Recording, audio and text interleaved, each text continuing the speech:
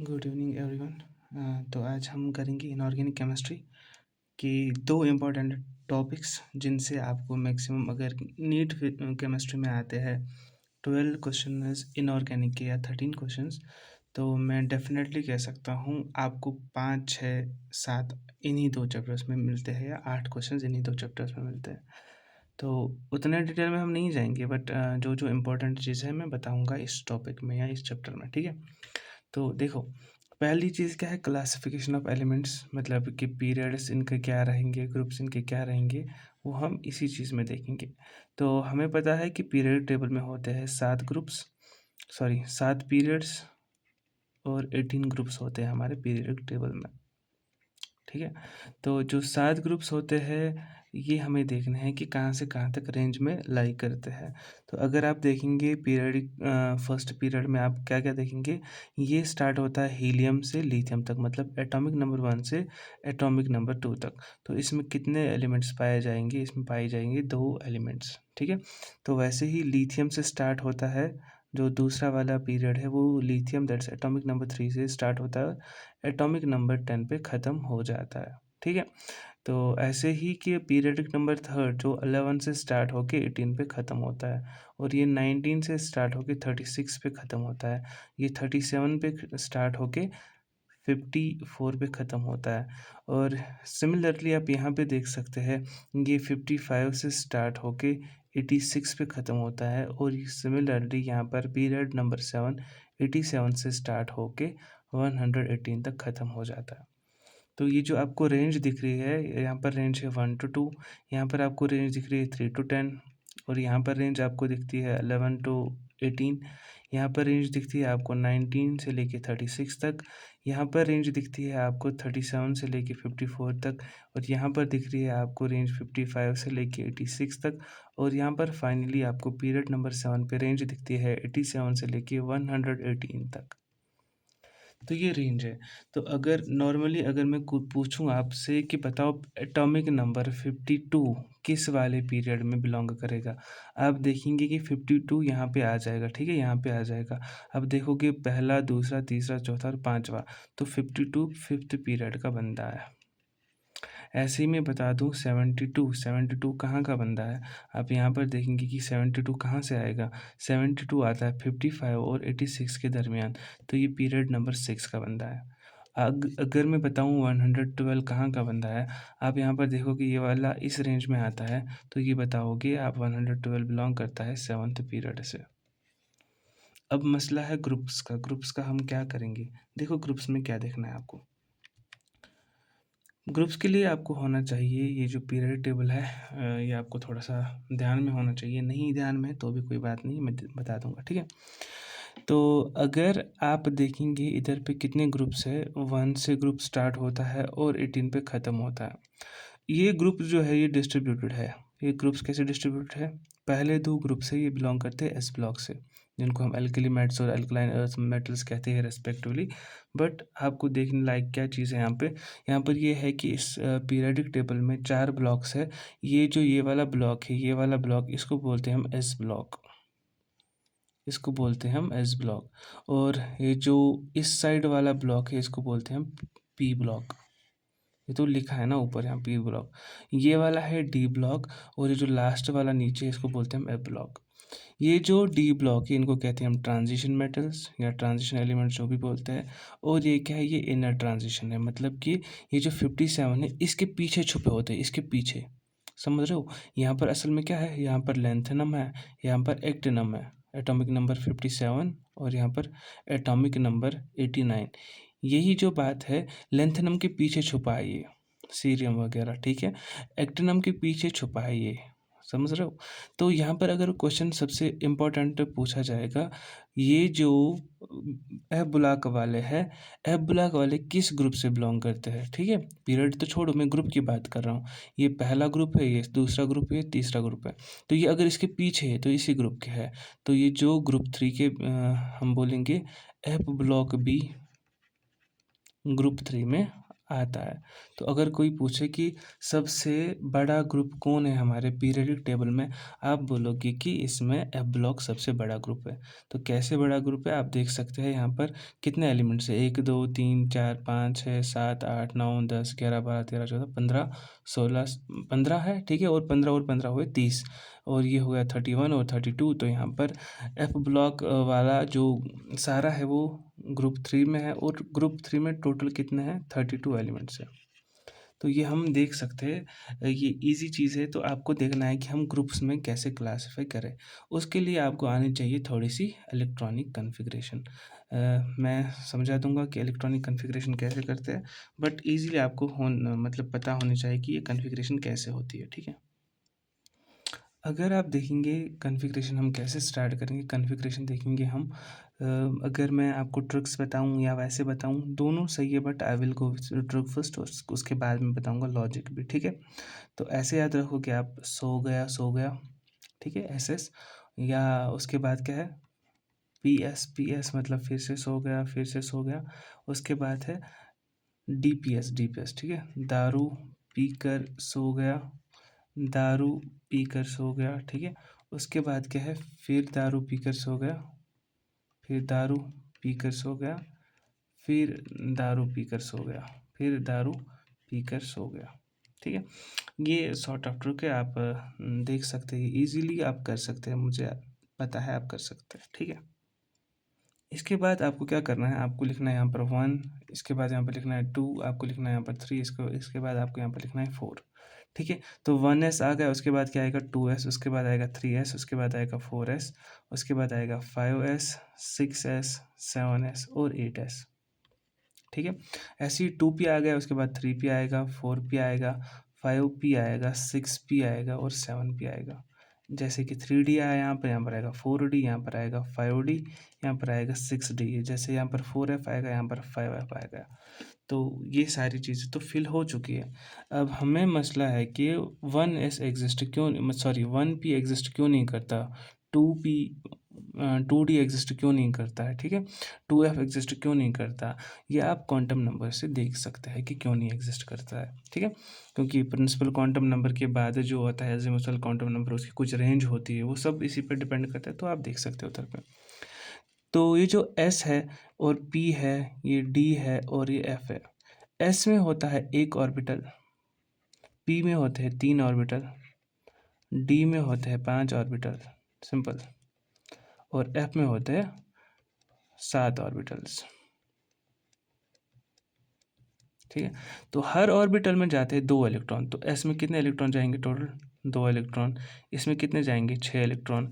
इसमें कितने जाएंगे, इसमें जाएंगे 10 इलेक्ट्रॉन, और इसमें जाएंगे 14 इलेक्ट्रॉन, इसमें जाएंगे 14 electron. Wait a sec, I think it's blur, okay.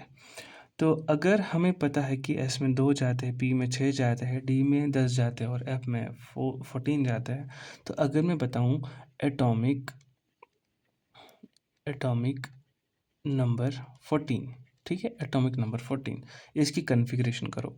तो एटॉमिक नंबर 14 अगर है तो ये एलिमेंट कोई एक्स है, ठीक है, जिसका एटॉमिक नंबर 14 है। तो आप बोलेंगे अगर एटॉमिक नंबर 14 है, इसमें कितने इलेक्ट्रॉन होंगे, 14 इलेक्ट्रॉन होंगे। कितने इलेक्ट्रॉन होंगे, 14 इलेक्ट्रॉन होंगे। तो उन 14 इलेक्ट्रॉन को हमें यहाँ पे भरना है, ठीक है। तो मैं कॉपी करता हूँ इसको, फिर 8-10 क्वेश्चन करें। ओके, अगर एटॉमिक नंबर 14 है, हमें पता है कि एस में जाएंगे 2 इलेक्ट्रॉन, इस वाले एस में जाएंगे 2 इलेक्ट्रॉन, इस वाले पी में जाएंगे 6 इलेक्ट्रॉन, इस वाले एस में जाएंगे 2 इलेक्ट्रॉन। अब हमारे पास कितने इलेक्ट्रॉन हुए, 6 4 हुए 10, 2 12, और पी में जाएंगे यहाँ पे 2 इलेक्ट्रॉन, ठीक है, पी में जाएंगे हमारे यहाँ पर 2 इलेक्ट्रॉन। तो अब हमें दिख रहा है हमें कितने इलेक्ट्रॉन है, हमारे पास थे 14 इलेक्ट्रॉन, हमने उनकी कन्फिग्रेशन की, that is 1s2 2s2 2p6 3s2 and 3p2।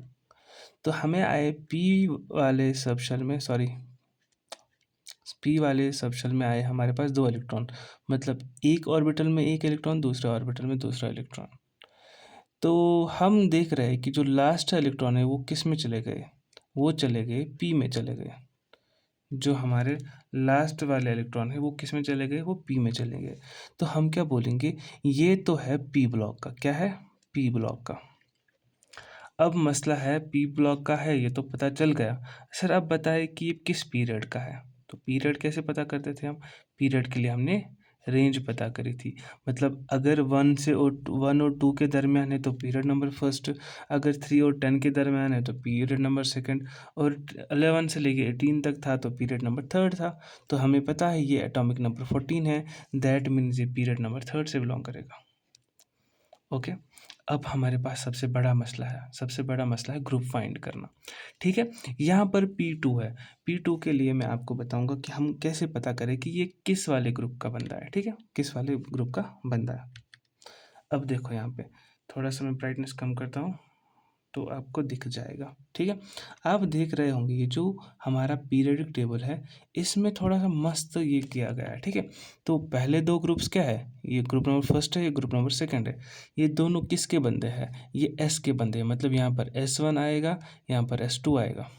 ठीक है, ऐसे यहाँ पर हमारे पास डी ब्लॉक के एलिमेंट्स है। ठीक है, तो यहाँ पर तीसरा ग्रुप है, चौथा ग्रुप है, पांचवा ग्रुप है, six group, seventh, eighth, ninth, 10, 11 and 12।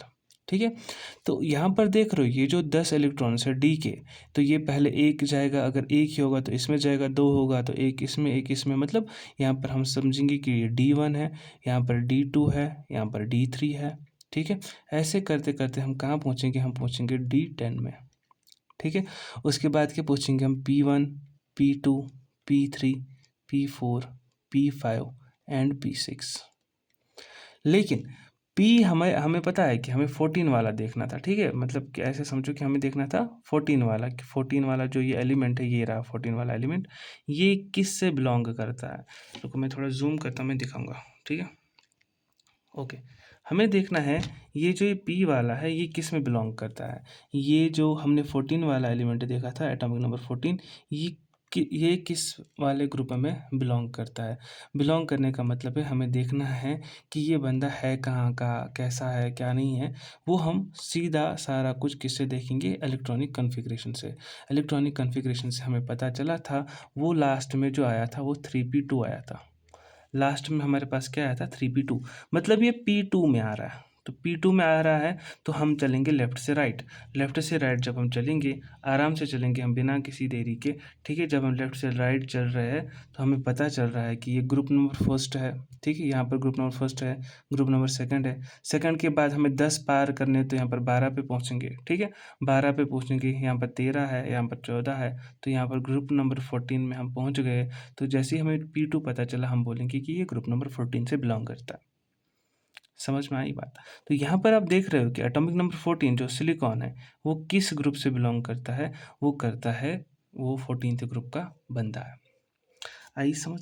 Easily आप ये सारा कुछ कर सकते हैं। ठीक है, इजीली आप ये कर सकते हैं। तो यहाँ पर एक और चीज़ आपको पता चलेगी कि अभी हम जब और क्वेश्चंस करेंगे, यहाँ पर मान लो एटॉमिक नंबर 27 है। क्या है? Atomic number 27। जैसे ही हमने एटॉमिक नंबर 27 देखा तो हम यहाँ पर देखेंगे एटॉमिक नंबर 27 है, हम देखेंगे इसमें कितने इलेक्ट्रॉन होंगे? 27 इलेक्ट्रॉन्स होंगे। जैसे ही 27 इलेक्ट्रॉन होंगे हम क्या करेंगे? हमने गिनती करना स्टार्ट करना है। हमने क्या करना है? गिनती करनी स्टार्ट करनी है। तो यहाँ पर आप देख सकते हो कि पहले वाले में 2, मतलब 1s2, उसके बाद 2s2, 2p6, 3s2, 3p6, 4s2। अब देखो यहाँ पर 2, 2, 4, 6, 10। ठीक है, 10 और 2 कितने हुए? 12, 12, 6, 18, यहाँ पर 20, 20, और हमारे पास क्या है? हमें 27 को करना है तो यहाँ पर 7 आएंगे, डी में 7 आएंगे। डी में मैक्सिमम कितने आते हैं? डी में मैक्सिमम आते हैं 10। तो यहाँ पर D7 है, तो अगर हम डी सबशेल के ऑर्बिटल्स बनाएंगे, डी सबशेल में कितने ऑर्बिट्स है? हमें पता है डी सबशेल में 5 ऑर्बिट्स है। तो यहाँ पर 1, 2, 3, 4, 5, 6, 7। तो यहाँ पर हम देख रहे हैं कि D7 आ रहा है, D7 आ रहा है। तो अगर आप लोगों को पता है कि यहाँ पर था S, ठीक है, पहले S था, उसके बाद क्या था? D, उसके बाद क्या था? P, तो D7 आ रहा है। तो मतलब 1, 2, 3, 4, 5, 6, 7, तो D में 7th पे आ रहा है। लेकिन S के 2 पहले ही है, तो ये 9th ग्रुप से बिलोंग करेगा, ग्रुप 9, ग्रुप 9 से बिलोंग करेगा। अगर ये ग्रुप 9 से बिलोंग कर रहा है, अब बताओ कि सर पीरियड क्या है? तो पीरियड आपको पता है, रेंज करना पता। रेंज पता करते करते अगर आपको पता चलेगा ये 4th पीरियड से बिलोंग करता है। ये किस ब्लॉक का एलिमेंट है? ये डी ब्लॉक का एलिमेंट है। ये क्या है? डी ब्लॉक का एलिमेंट। तो अगर एक और चीज़ यहाँ पर आप देख सकते हो, अगर यहाँ पर आप देख रहे हो, ये मैं फिर से बनाऊंगा 1 2 3 4 एंड 5, इसमें कितने इलेक्ट्रॉन थे? D7 था, 1 2 3 4 5 6 7। तो यहाँ पर कितने इलेक्ट्रॉन्स आए? यहाँ पर हमारे 7 इलेक्ट्रॉन आए। जैसे ही हमने 7 इलेक्ट्रॉन भरे, हमने देख पाया यहाँ पे 3 इलेक्ट्रॉन क्या है? ये थोड़ा क्या है? ये अनपेयर है। ये क्या है? अनपेयर है। तो यहाँ से एक और बात आपको पता चलेगी कि ये जो अनपेयर होते हैं ये पैरामैग्नेटिक होते हैं। क्या होते हैं? पैरामैग्नेटिक होते हैं, मतलब इनमें मैग्नेटिक प्रॉपर्टी पाई जाएगी। ठीक है, ये होते हैं पैरामैग्नेटिक। ठीक है, अगर आपको मैग्नेटिक मोमेंट कोई पूछ भी लेगा इसका, उसको हम यू से रिप्रेजेंट करते हैं, कोई मैग्नेटिक मोमेंट पूछ भी लेगा, देखो कितने अनपेयर है? 3 अनपेयर है। ठीक है, और प्लस करो 0.75, बस अप्रोक्सीमेशन लगानी है। तो अप्रोक्सीमेटली किसके बराबर आएगा? 3.75। बात समझ में आई? समझ में आनी चाहिए, क्योंकि ये ज़्यादा टफ नहीं था, तो इजीली आपको समझ में आना चाहिए कि अगर 3 एम्पियर है तो उसका बॉन्ड मोमेंट या ये है, ये कितना है? 3.75 के आसपास आ जाएगा। ओके, उसके बाद हम थोड़ा सा आगे बढ़ेंगे। अगर मैं बताऊँ यहाँ पर एटॉमिक नंबर जो भी है, चलो मैं बताऊँगा Fe+2 की कन्फिग्रेशन करो, एटॉमिक नंबर 26। अब यहाँ पर देखो बात, सबसे इम्पोर्टेंट कंसेप्ट, अगर आपको पता है 26 है, ठीक है 26, हम क्या करेंगे? 1s2 2s2 2p6 3s2 3s2 3p6 4s2 3d6। तो यहाँ पर आएंगे 26 यहाँ तक। ठीक है, लेकिन ये क्या बोल रहा है? +2, मतलब हमने 2 इलेक्ट्रॉन को लूज़ किया है। हमने 2 इलेक्ट्रॉन को लॉस किया है। 2 इलेक्ट्रॉन को लॉस करने का मतलब है हमने 2 इलेक्ट्रॉन निकाले हैं। तो निकालेंगे कहाँ से हम? वो तो हम आउटर ऑर्बिट से निकालेंगे, आउटर शेल से निकालेंगे, सॉरी। तो आउटर शेल कौन सी है यहाँ पर? 4 वाली, 4s वाली। ये तो सब शेल है, ये तो 3 के सब शेल है, तो हम बाद में बढ़ रहे हैं क्योंकि एनर्जी का वो किस्सा था अब्बा प्रिंसिपल के हिसाब से। लेकिन आउटर शेल कौन सी है? ये वाली है। तो अगर हमें फिर से कोई बोलेगा कि बताओ इसकी कन्फिग्रेशन Fe2+ की क्या है, Fe2+ की यही कन्फिग्रेशन है, लेकिन वहाँ पर ये वाला मिसिंग होगा। बात को समझो। ठीक है, तो Fe+2 में हमने 2 इलेक्ट्रॉन लॉस किए। इलेक्ट्रॉन लॉस किस वाले शेल में होंगे? जो आउटर मोस्ट सब शेल होगी। लास्ट वाले इलेक्ट्रॉन इसमें जा रहे हैं। ठीक है, तो इससे हम ग्रुप पता करेंगे। ठीक है, सॉरी, इससे हम ब्लॉक पता करेंगे, इससे हम ग्रुप भी पता करेंगे।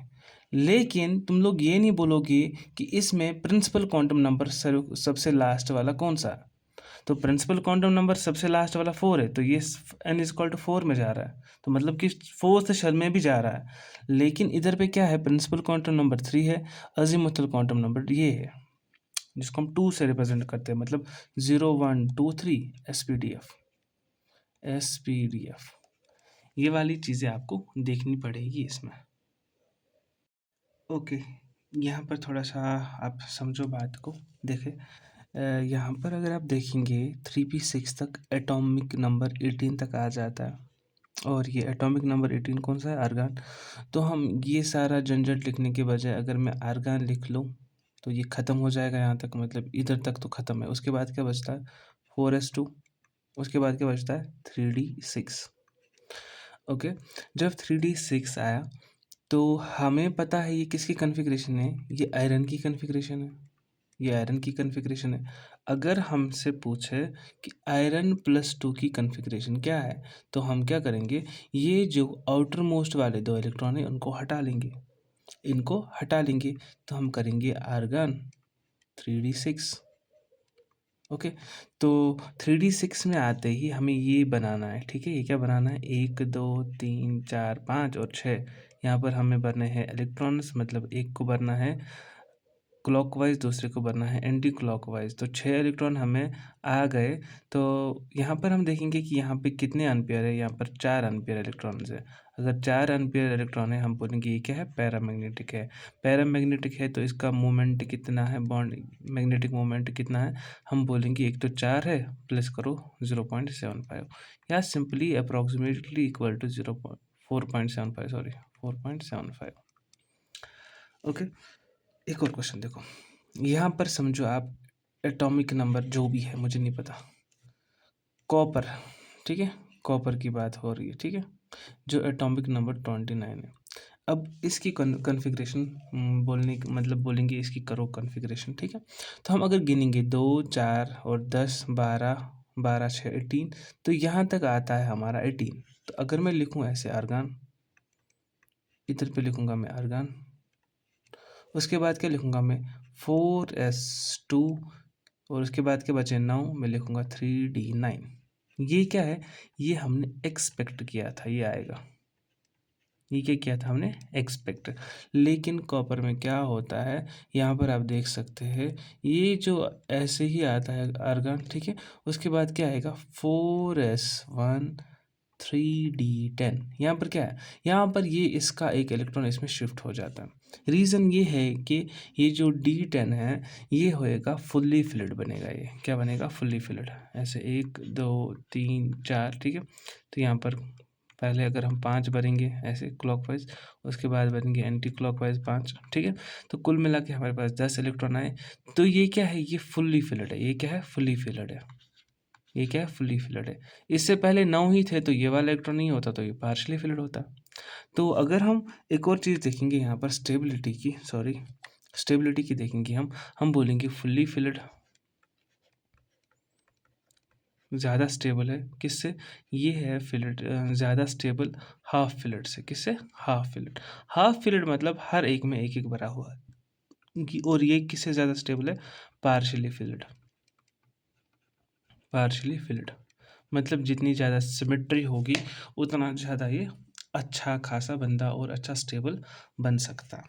और एक और चीज़ हम एक और क्वेश्चन करेंगे यहाँ पर, अगर हमसे पूछेंगे बताओ नंबर ऑफ, मतलब कंपेयर करने को बोलेंगे, compare between Mn+2, okay, Fe+3, और किस में पूछेंगे, कंपेयर करना है हमें, ठीक है, Fe+3 और क्या किस में बोलेंगे, ठीक है, Ni++2 में बोलेंगे कंपेयर करो, ठीक है। तो देखेंगे कि हमें बोलेंगे कंपेयर करो किस में ज़्यादा नंबर ऑफ, ये जो क्या बोलते हैं इनको, अनपेयर इलेक्ट्रॉन है, ठीक है। तो Mn+2 Fe+3 Ni+2 जो भी है हमें कुछ भी नहीं पता, हमें जस्ट आता है जो मैग्नीज है वो एटॉमिक नंबर 25, ठीक है, ये 26 है, scandium titanium chromium manganese iron cobalt, ठीक है, फिर निकल है, तो ये 28 है। तो यहाँ पर हम देख सकते हैं अगर हम इनकी कॉन्फ़िगरेशन करें, यहाँ तक तो 18 आता था, ठीक है। तो हम करेंगे मैग्नीज की कॉन्फ़िगरेशन, पहले क्या करेंगे मैग्नीज की कॉन्फ़िगरेशन।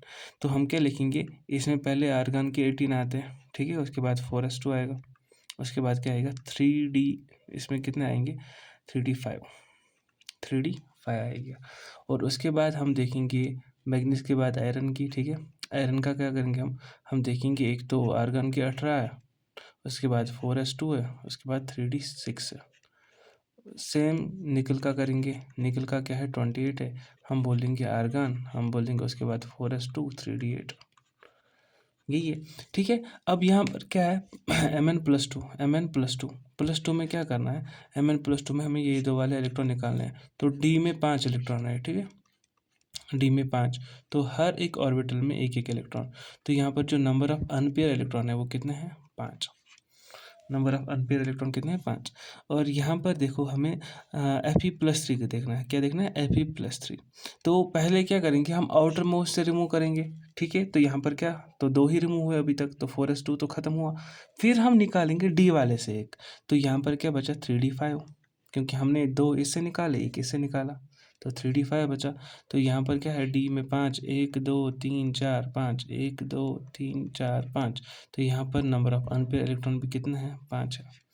उसके बाद निकल है, निकल से जाना है निकल+2 में, ठीक है, निकल+2 में जाते जाते हमें पता चला यहाँ पर आर्गन है, ठीक है, हमें 2 ही निकालने हैं, तो 4s2 तो ख़त्म होके 3d8 बचेगा, 3d8 बचेगा। आप देख सकते हैं यहाँ पर हमारे पास कितने नंबर ऑफ अनपेयर इलेक्ट्रॉन बचे, 1 2 3 4 5 6 7 और 8, तो हमारे पास सिर्फ ये 2 अनपेयर इलेक्ट्रॉन बचे, तो n=2, ओके।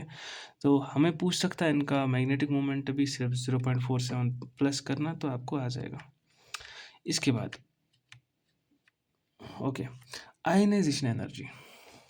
ये आयनाइजेशन एनर्जी क्या है? आयनाइजेशन एनर्जी का मतलब एक ही है कि जब हम किसी बंदे को आयोनाइज करते हैं, ठीक है, जब किसी गैसियस एटम को हम क्या करते हैं, आयनाइज। तो मान लो मेरे पास है कोई एलिमेंट, मैं मैग्नीशियम लूँगा, ठीक है, मैग्नीशियम लूँगा मैं, ठीक है। मैं काम करूँगा, मैं मैग्नीशियम को कुछ एनर्जी दे के, ठीक है, मैं क्या करूँगा, इसको मैग्नीशियम को कुछ एनर्जी दे के मैं इसको लिखूँगा एनर्जी, ठीक है। मैंने क्या किया, मैंने इससे एक इलेक्ट्रॉन निकाला, मैग्नीशियम प्लस बनाया मैग्नीशियम प्लस बनाया, तो मैंने इससे क्या किया होगा, मैंने एक इलेक्ट्रॉन निकाला होगा, ठीक है। तो यहाँ पर जो मैंने ये एनर्जी दी, इसको मैं बोलता हूँ आयोनाइजेशन एनर्जी, इसको मैं क्या बोलता हूँ, आयोनाइजेशन एनर्जी। और अगर मैंने मैग्नीशियम प्लस को एक और बार आयोनाइजेशन एनर्जी दी, तो ये क्या बनेगा, ये बनेगा मैग्नीशियम प्लस 2, और इधर पे निकलेगी कुछ एनर्जी, ठीक है, इधर पे लगेगी कुछ एनर्जी और इधर पे निकला एक इलेक्ट्रॉन। समझ में आ रही है बात? ऐसे ही अगर सोडियम है, सोडियम को मैं कुछ आयोनाइजेशन एनर्जी दूं, वो क्या बनेगा, वो बनेगा सोडियम प्लस, ठीक है। और उसमें क्या निकलेगा, एक इलेक्ट्रॉन निकलेगा, एक इलेक्ट्रॉन निकलेगा। तो सिमिलरली यहाँ पर हमने देखा कि जब हम किसी बंदे को थोड़ी सी एनर्जी देते हैं, आयनाइजेशन एनर्जी देते हैं, तो हम बोलते हैं वो आयोनाइज हुआ, हमने उसका एक इलेक्ट्रॉन बाहर निकाला, ठीक है। तो एक इलेक्ट्रॉन बाहर निकालने से हमें क्या आता है, हमारे पास एक चार्ज आ जाता है प्लस वाला, जिसको हम कैटायन बोलते हैं। ये कैसे आता है, क्या आता है, मैं थोड़ा सा लॉजिक देने की कोशिश करूँगा। ये सोडियम है, एटॉमिक नंबर 11 है, ठीक है। तो अगर इसके इलेक्ट्रॉन कितने देखेंगे, इलेक्ट्रॉन होता है जेड के बराबर, that is 11, Z mean atomic number. Proton कितने होंगे, वो भी 11 के बराबर होगा। जब हमने इसका एक इलेक्ट्रॉन रिमूव किया, ठीक है, इसमें कितने बचे, 10 इलेक्ट्रॉन, प्रोटॉन कितने बचे, 11। तो 10 नेगेटिव मतलब 10 नेगेटिव और 11 पॉजिटिव, तो कुल मिला के एक नेट पॉजिटिव है, ठीक है, एक नेट पॉजिटिव। वो एक नेट पॉजिटिव से ही Na+ आ जाता है, ठीक है। इसको बोलते हैं हम आयनाइजेशन एनर्जी। और ये याद रखो कि ionization energy first is lesser than ionization energy second is lesser than ionization energy third. ये हमेशा याद रखना है आपको, ठीक है। और कहीं कहीं जगह पे एक्सेप्शन हो सकता है, लेकिन ये जनरल केस याद रखें आप, ये जनरल केस आप याद रखें, ये आयनाइजेशन फर्स्ट है, आयनाइजेशन एनर्जी सेकंड है। और अब मुझे एक बात बोलो, अगर कोई बंदा स्टेबल है, अगर कोई बंदा स्टेबल है, स्टेबल वाले से इलेक्ट्रॉन निकालना डिफिकल्ट होगा। अगर हम बोल रहे कोई बंदा स्टेबल है, उससे इलेक्ट्रॉन निकालना डिफिकल्ट होगा। तो जो जितना स्टेबल मतलब स्टेबिलिटी बढ़ जाएगी, वो डायरेक्टली प्रोपोर्शनल टू है आयोनाइजेशन एनर्जी। मतलब स्टेबिलिटी बढ़ेगी, आयोनाइजेशन एनर्जी बढ़ेगी। समझ रहे हो? मैं बोल रहा हूँ यहाँ पर क्या है, ऐसे P3 है हमारे पास, क्या है, P3। दूसरा है हमारे पास P6, उस तीसरा है हमारे पास P4। तो जैसे ही हमने P3 देखा यहाँ पर, मतलब 3 इलेक्ट्रॉन से P वाले में 3 जाएंगे, मतलब ये हाफ फिल्ड है। समझ रहे हो? ऐसे ही P6 है, मतलब इधर पे 6 इलेक्ट्रॉन है, 1 2 3 4 5 6, ये मतलब फुल्ली फिल्ड है। और इधर पे P4 है, 1 2 3 4, तो ये मतलब पार्शली फिल्ड है। तो मैंने क्या बोला था order, fully filled is stable then partially filled, fully filled is stable than half filled, but half filled is more stable than partially filled। या जिसको ये भाषा समझ नहीं आई, वो ऐसे समझो, fully filled is more stable than half filled। वो more stable है किससे, partially filled से, ओके, वो partially filled से stable है। वेट अ सेक। अब अगर हमें इन तीनों में से बोले, ये फर्स्ट है, ये सेकंड है, ये थर्ड है, हमें बोलेंगे सबसे ज़्यादा आयनाइजेशन एनर्जी किस वाले में लगेगी, हम बोलेंगे पहले वाले में लगेगी। उसकी सॉरी, हम बोलेंगे दूसरे वाले में सबसे ज़्यादा लगेगी। क्यों? क्योंकि ये तो फुली फिल्ड है, क्योंकि ये जो ज़्यादा बंदा स्टेबल है, तो इसको क्यों छेड़ रहे हो भाई, समझ रहे हो? उसके बाद 1 को लगेगी, उसके बाद 3 को लगेगी। तो मतलब 3 वाले को कम आयनाइजेशन एनर्जी लगेगी, क्योंकि हमें इसे इलेक्ट्रॉन निकालना है। ये अनस्टेबल खुद भी है, ये चाहता है कि मेरे से कोई कुछ इलेक्ट्रॉन वगैरह निकाल ही ले, मेरे को स्टेबल करने की कोशिश करे कोई। तो इसी को बोलते हैं हम आयनाइजेशन एनर्जी, ठीक है। इसका ट्रेंड अगर आप देखेंगे, ट्रेंड जो भी है, हमें कुछ भी नहीं पता, आपको सिर्फ एक चीज़ पता है, दैट इज जेड इफेक्टिव, जिसको हम बोलते हैं इफेक्टिव न्यूक्लियर चार्ज। इसको क्या बोलते हैं हम? Effective nuclear charge. जैसे ही मैं इफेक्टिव न्यूक्लियर चार्ज की बात कर रहा हूँ तो आपको याद आना चाहिए कि एक न्यूक्लियस था, ठीक है, इसके इर्द गिर्द थी शेल्स, इधर पे था कोई इलेक्ट्रॉन जिसको मैंने बोला था कुछ टेक्सटाइल इलेक्ट्रॉन जो भी बोलोगे, यहाँ पर थे इनर शेल इलेक्ट्रॉन्स, ठीक है। इस वाले शेल इलेक्ट्रॉन को कर रहा था ये अट्रैक्ट, ये वाला न्यूक्लियस, लेकिन ये वाले जो इलेक्ट्रॉन ये इसको थोड़ा रिपेल कर रही थी, ये वाला इसको रिपेल कर रही थी। मतलब जो जेड इफेक्टिव था वो तो किसके बराबर, किससे प्रोपोर्शनल था? प्रोटॉन्स के, जितने ज़्यादा प्रोटॉन होते ये इसको ज़्यादा खींच लेता, और इन्वर्सली प्रोपोर्शनल था किसके? ये जो इलेक्ट्रॉन्स थे इनर शेल के। या हम लिखते हैं Z effective is equal to Z minus sigma. ये जो जेड था, ये सिग्मा था, इसको बोलते हैं हम शील्डिंग, शील्डिंग कांस्टेंट। समझ रहे हो? तो हमने जब ट्रेंड देखा था जेड इफेक्टिव का, हम बोलते थे लेफ्ट टू राइट जाने से हमारा जेड इफेक्टिव इंक्रीज होता है, हमारा जेड इफेक्टिव इंक्रीज होता है। तो अगर जेड इफेक्टिव इंक्रीज हुआ मतलब अट्रैक्शन बढ़ गई, मतलब अट्रैक्शन इंक्रीज होगी। तो अगर अट्रैक्शन इंक्रीज होगी उधर से इलेक्ट्रॉन निकालना मुश्किल होगा, तो हम बोलेंगे लेफ्ट से राइट जाने में आयनाइजेशन एनर्जी बढ़ जाएगी, आयनाइजेशन एनर्जी बढ़ जाएगी, ठीक है। तो अगर हम नॉर्मल केस में चलेंगे बढ़नी चाहिए, तो अगर हम लिखेंगे लिथियम, ठीक है, beryllium, boron, carbon, oxygen, nitrogen, fluorine, neon, ठीक है। नियॉन तो सबसे ज़्यादा स्टेबल है तो इसमें सबसे ज़्यादा आयनाइजेशन एनर्जी लगेगी, फ्लोरीन में लगेगी, ठीक है। जहाँ जहाँ मैं थोड़ा गैप रख रहा हूँ वहाँ पर रुक लो, ठीक है। ऐसे नॉर्मली ऐसे जाना चाहिए, लेकिन इधर पे देख सकते हो, मैं नाइट्रोजन यहाँ पर ऑक्सीजन लिखना था, okay, wait a sec, okay. यहाँ पर आप देख सकते हो मैंने कहीं कहीं पे जगह छोड़ी, ठीक है, यहाँ पर जगह छोड़ी, यहाँ पे जगह छोड़ी। तो इसका मेन मकसद जो है मैं बताऊंगा आपको क्यों मैंने ऐसा किया, ठीक है। तो ऐसे नॉर्मली तो ऐसा जाना चाहिए, मतलब नॉर्मली तो ऐसे जाना चाहिए, लेकिन इधर पे आता है शिफ्ट ऐसे, ठीक है, ये ऐसे आता है। रीज़न है, हर चीज़ का रीज़न है, कोई भी एक्सेप्शन ऐसी नहीं बनी होती है, उसका उसके पीछे रीज़न होता है। यहाँ पर क्या है रीज़न? अगर नाइट्रोजन को देखेंगे हम एटॉमिक नंबर 7, अगर इसकी कन्फिग्रेशन करेंगे हम लिखेंगे 1s2 2s2 2p3, तो मतलब P3 है, क्या है P3। यहाँ पर अब P3 का मतलब है ये हाफ फिलड है, ठीक है। यहाँ पर ऑक्सीजन का देखेंगे हम, देखेंगे 1s2 2s2 2p4, तो यहाँ पर P में कितना है? P में 4 बंदे हैं, ठीक है, 1 2 3 और 4। तो ये हाफ फिलड है, ये पार्शली फिलड है, तो ये half filled more stable then partially filled. तो हम यहाँ पर बोलेंगे कि ये जो नाइट्रोजन है ये यहाँ पर ओवरकम करता है किस में? यहाँ पर बाजी मार लेता है सिर्फ किससे? Stable noble gas, sorry stable electronic configuration से। बाजी किससे मारता है? स्टेबल इलेक्ट्रॉनिक कन्फिग्रेशन से। यहाँ पर देखो लिथियम बेरिलियम है, ठीक है, beryllium atomic number 4 that is 1s2 2s2, ठीक है। बोरान में क्या है?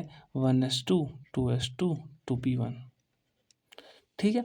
तो यहाँ पर देखो, यहाँ पर P है, लास्ट वाला क्या है? 2p है, 2p है, ठीक है। तो इधर पे तुम लोग देखोगे बस इलेक्ट्रॉनिक कन्फिग्रेशन, अगर स्टेबल कन्फिग्रेशन है तो ज़्यादा ले लेगा, मतलब कम स्टेबल है तो कम आयनाइजेशन एनर्जी लेगा।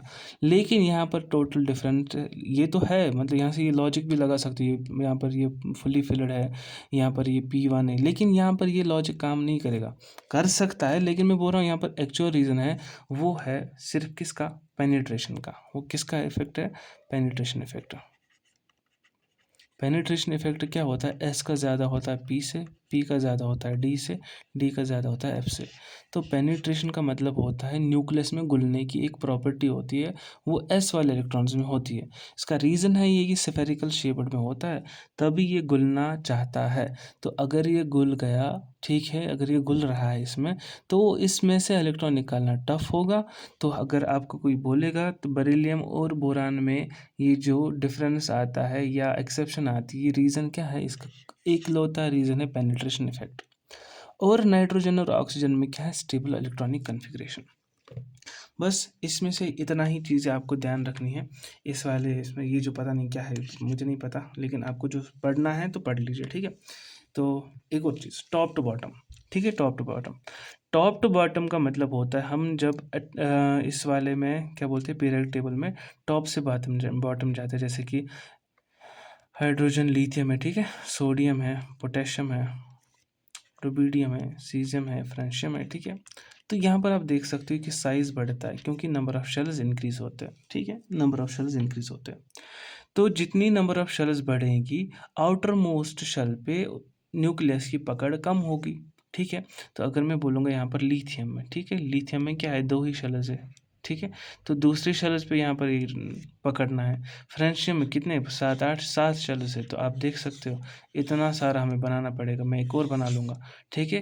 ये इलेक्ट्रॉन इधर होगा, यहाँ पर इसके साथ ये कैसे बॉन्डिंग करेगा लेकिन अट्रैक्शन कम होगी। क्यों? क्योंकि आपने देखा होगा कूलम्ब्स लॉ में कि F is inversely proportional to r square. जब यहाँ पर रेडियस बढ़ेगी तो डेफिनेटली इस वाले पे पकड़ कम होगी। तो अगर पकड़ इस पे कम होगी तो ये इजीली बाहर निकल जाएगा। तो हम बोलेंगे डाउन द ग्रुप जैसे ही हम जाते हैं आयनाइजेशन एनर्जी डिक्रीज हो जाती है। समझ रहे हो? ये वाली चीज़ें आपको देखनी पड़ेगी। और क्या देखेंगे हम, ये तो आप लोगों ने देखा। मैग्नीशियम एल्युमिनियम में सेम रीज़न है, मैग्नीशियम और एल्युमिनियम में वही एक रीज़न है, दैट इज़ कि यही हमें यहाँ पर देखोगे कि 3s2 है और 3p1 है। इधर पे क्या लगेगा, यहाँ पर लगेगा फिर से पेनिट्रेशन इफेक्ट, ओके। ऐसे ही नाइट्रोजन और ऑक्सीजन में आपने देखा कि यहाँ पर क्या हाफ फिल्ड एक्स्ट्रा स्टेबल होता है, ठीक है। यहाँ पर जो भी है, ठीक है, इलेक्ट्रॉन एफिनिटीज़ के बाद मतलब कि आपको याद रखना है कि फुली फिल्ड क्या है, स्टेबल है। किससे स्टेबल है? हाफ फिल्ड से। और हाफ फिल्ड किससे ज़्यादा स्टेबल है? ये स्टेबल है पार्शियली फिल्ड, ओके। ये कुछ थोड़ी सी चीज़ें हैं जो आपको ध्यान में रखनी चाहिए और आराम से आपको ये समझ आ ही जाएगी। इसके बाद है इलेक्ट्रॉन एफिनिटी, या जिसको हम बोलते हैं इलेक्ट्रॉन गेन एंथैल्पी। ये क्या बोलता है? ये बोलता है it's the amount of energy release when an isolated gaseous atom accepts an electron to form a negative ion. तो मतलब मुझे समझ नहीं आता ये कहना क्या चाहता है, लेकिन मैं एक छोटी सी बात में समझा दूंगा आपको, ठीक है। तो समझो, अगर मेरे को इलेक्ट्रॉन की कमी है, क्या है? इलेक्ट्रॉन की कमी। तो तुम लोग मेरे को दे रहे हो एक इलेक्ट्रॉन, मैं क्या होऊंगा? खुश, ठीक है। मैं क्या होऊंगा? स्टेबल। तो यहाँ पर मैं क्या होऊंगा? स्टेबल। तो अगर मैं स्टेबल हो रहा हूँ दैट मीन्स मेरी एनर्जी क्या होगी? मेरी एनर्जी डिक्रीज होगी, क्योंकि स्टेबिलिटी और एनर्जी का इनवर्स रिलेशन है। तो अगर मैं स्टेबल हो रहा हूँ तो मेरी एनर्जी क्या हो रही है? डिक्रीज हो रही है, ठीक है। तो ये एनर्जी जो निकल रही है ये किस लिए निकल रही है? क्योंकि ये हो रहा है स्टेबल। तो मेरे को बताओ कि अगर इलेक्ट्रॉन एफिनिटी ज़्यादा है, ज़्यादा एनर्जी निकल रही है, तो वो क्या है? बात को समझो। देखो मैं आप लोगों को इसमें समझाता हूँ, ठीक है। अब समझो, ये बोल रहा है across a period left to right electron affinity generally increases. तो बात को समझो। देखो यहाँ पर आप देख रहे हो कि इस साइड होगा सोडियम, ठीक है, इस साइड क्या होगा? क्लोरीन, ठीक है। और इस क्लोरीन को एक इलेक्ट्रॉन ऑलरेडी ज़्यादा होता है शेल में, और इस क्लोरीन को 7 इलेक्ट्रॉन होते हैं शेल में। तो इस ये वाला क्या करता है? ये सोडियम प्लस बनाता है, ये अपना इलेक्ट्रॉन निकाल देता है और यहाँ पर एक इलेक्ट्रॉन गेन करता है। समझ रहे हो? तो कुल मिला के हम बोलेंगे कि इलेक्ट्रॉन की एफिनिटी लेफ्ट से राइट इंक्रीज होती है। सिर्फ सोडियम और क्लोरीन को याद करो, ठीक है। मोर नेगेटिव वैल्यू का मतलब ये है क्योंकि एनर्जी रिलीज होती है। क्या होती है? एनर्जी रिलीज होती है, तभी ये मतलब एक्सोथर्मिक प्रोसेस, तो हम पर एनर्जी की वैल्यू नेगेटिव में आती है, ठीक है। और यहाँ पर जो ये रीज़न वगैरह दे रहा है मुझे उससे कुछ फ़र्क नहीं पड़ता, ठीक है। और down the group top to bottom क्या होता है? इलेक्ट्रॉन एफिनिटी जनरली डिक्रीजेस, ठीक है। मतलब कि यहाँ पर एक एक बात बोलेगा, फ्लोरीन, क्लोरीन, ब्रोमीन, आयोडीन, ये क्या बोलता है? टॉप टू बॉटम इलेक्ट्रॉन की एफिनिटी कम हो जाती है। क्यों कम हो जाती है? तो देखो अगर फ्लोरीन की बात करोगे, आप क्या करोगे? फ्लोरीन की बात, फ्लोरीन को अगर यहाँ पर कोई इलेक्ट्रॉन आएगा वो उसको कस के पकड़ लेगा, ठीक है, कस के पकड़ लेगा। लेकिन क्या बात होगी, ये आयोडीन में क्या होगा? आयोडीन में क्या होगा? जो इलेक्ट्रॉन आएगा ये इसको इतना ज़ोर से नहीं पकड़ पाएगा, ये नहीं ले पाएगा उस इलेक्ट्रॉन को। मतलब इलेक्ट्रॉन की चाहत है इसको, लेकिन इसमें ज़्यादा है फ्लोरीन में, ठीक है। अब लेकिन ये जो फ्लोरीन और क्लोरीन में यहाँ पर एक थोड़ा सा उल्टा होता है, आपको देखना पड़ेगा वो क्यों होता है। ये देखो, एक्सपेक्टेड क्या होना चाहिए, fluorine should have higher electron affinity, ठीक है, लेकिन ये क्या होता है, chlorine is greater than F. बात को समझ रहे हो, ठीक है। इसका रीज़न है ये जो एफ है ये छोटा बंदा है, क्या है, छोटा बंदा। अब मैं सिंपल समझाऊंगा, मेरे को नहीं पता, मेरे को लॉजिक पता है, ठीक है। एटॉमिक नंबर 9 है, 1s2 2s2 2p6, यहाँ पर लेकिन 5 ही है, ठीक है। क्लोरीन में क्या है, क्लोरीन में 17 है, ठीक है। अगर हम करेंगे 1s2 2s2 2p6 हो गए 10, 3s2 3p5, और यहाँ पर वैकेंट डी ऑर्बिटल भी होता है। अब बात को समझो, ठीक है। यहाँ पर अगर 2p में आएगा, 2p तो छोटा ऑर्बिटल है, ये 3p है तो ये तो बड़ा है इससे, तो इसकी वजह से एक तो ये यहाँ पर इसके लिए अवेलेबल होता है, और ये जो फ्लोरीन होता है ये छोटे साइज़ का होता है, छोटे होने की वजह से ये नहीं ले पाता है, क्योंकि इसका जो न्यूक्लियस है वो नहीं अटेंड कर पाता है उतनी उस वक्त, ठीक है। उधर पे उतना वो इसको अरेंज नहीं कर पाता है, जिसकी वजह से उसकी रिपल्शनस बढ़ जाती है, ठीक है।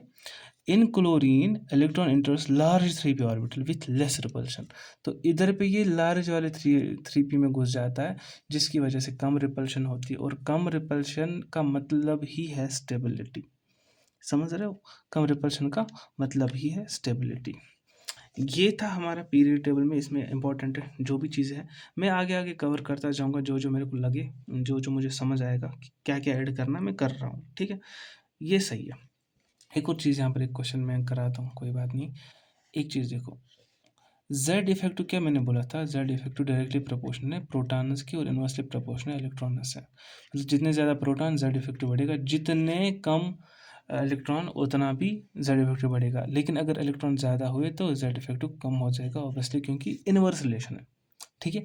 अगर आपको कोई बोल रहा है एल्युमिनियम +3, ठीक है, और एल्युमिनियम में दोनों में से कौन ज़्यादा बड़ा है, एल्युमिनियम +3 और एल्युमिनियम में कौन ज़्यादा बड़ा है, तो मैं आपको बताऊंगा। अगर एल्युमिनियम में एटॉमिक नंबर 13 है, एल्युमिनियम में एटॉमिक नंबर 13 है, इसमें भी कितना है एटॉमिक नंबर 13, तो हम बोलेंगे इसके प्रोटॉन कितने हैं 13, इसके प्रोटॉन कितने हैं 13, इसके इलेक्ट्रॉन कितने हैं, होने चाहिए 13, ठीक है, लेकिन इसे 3 निकाले हैं तो 10 है इलेक्ट्रॉन, इधर पे क्या है 13 है इलेक्ट्रॉन।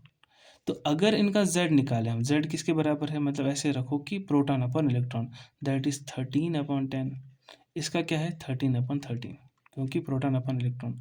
तो यहाँ पर आप देख सकते हैं इसका z ज़्यादा है, किसका Al+3 का, तो अगर z ज़्यादा है तो अट्रैक्शन ज़्यादा होगी, अट्रैक्शन ज़्यादा होगी तो ये इसको अपने आप मतलब क्या कहेंगे हम, ये इसको अपने पास बुलाएगा, इसकी जो इलेक्ट्रॉन्स है इनको खींचेगा, इनको खींचेगा तो रेडियस कम होगा, तो हम बोलेंगे जिसमें जेड इफेक्टिव ज़्यादा, ठीक है, जेड इफेक्टिव ज़्यादा, हम बोलेंगे इसमें इसमें जो मतलब जो कॉमन बंदे होंगे, ठीक है, इनमें अगर इनमें जेड इफेक्टिव ज़्यादा है, इनका साइज़ कम हो जाता है, इनका साइज़ क्या होता है डिक्रीज़, इनका साइज़ क्या होता है डिक्रीज़।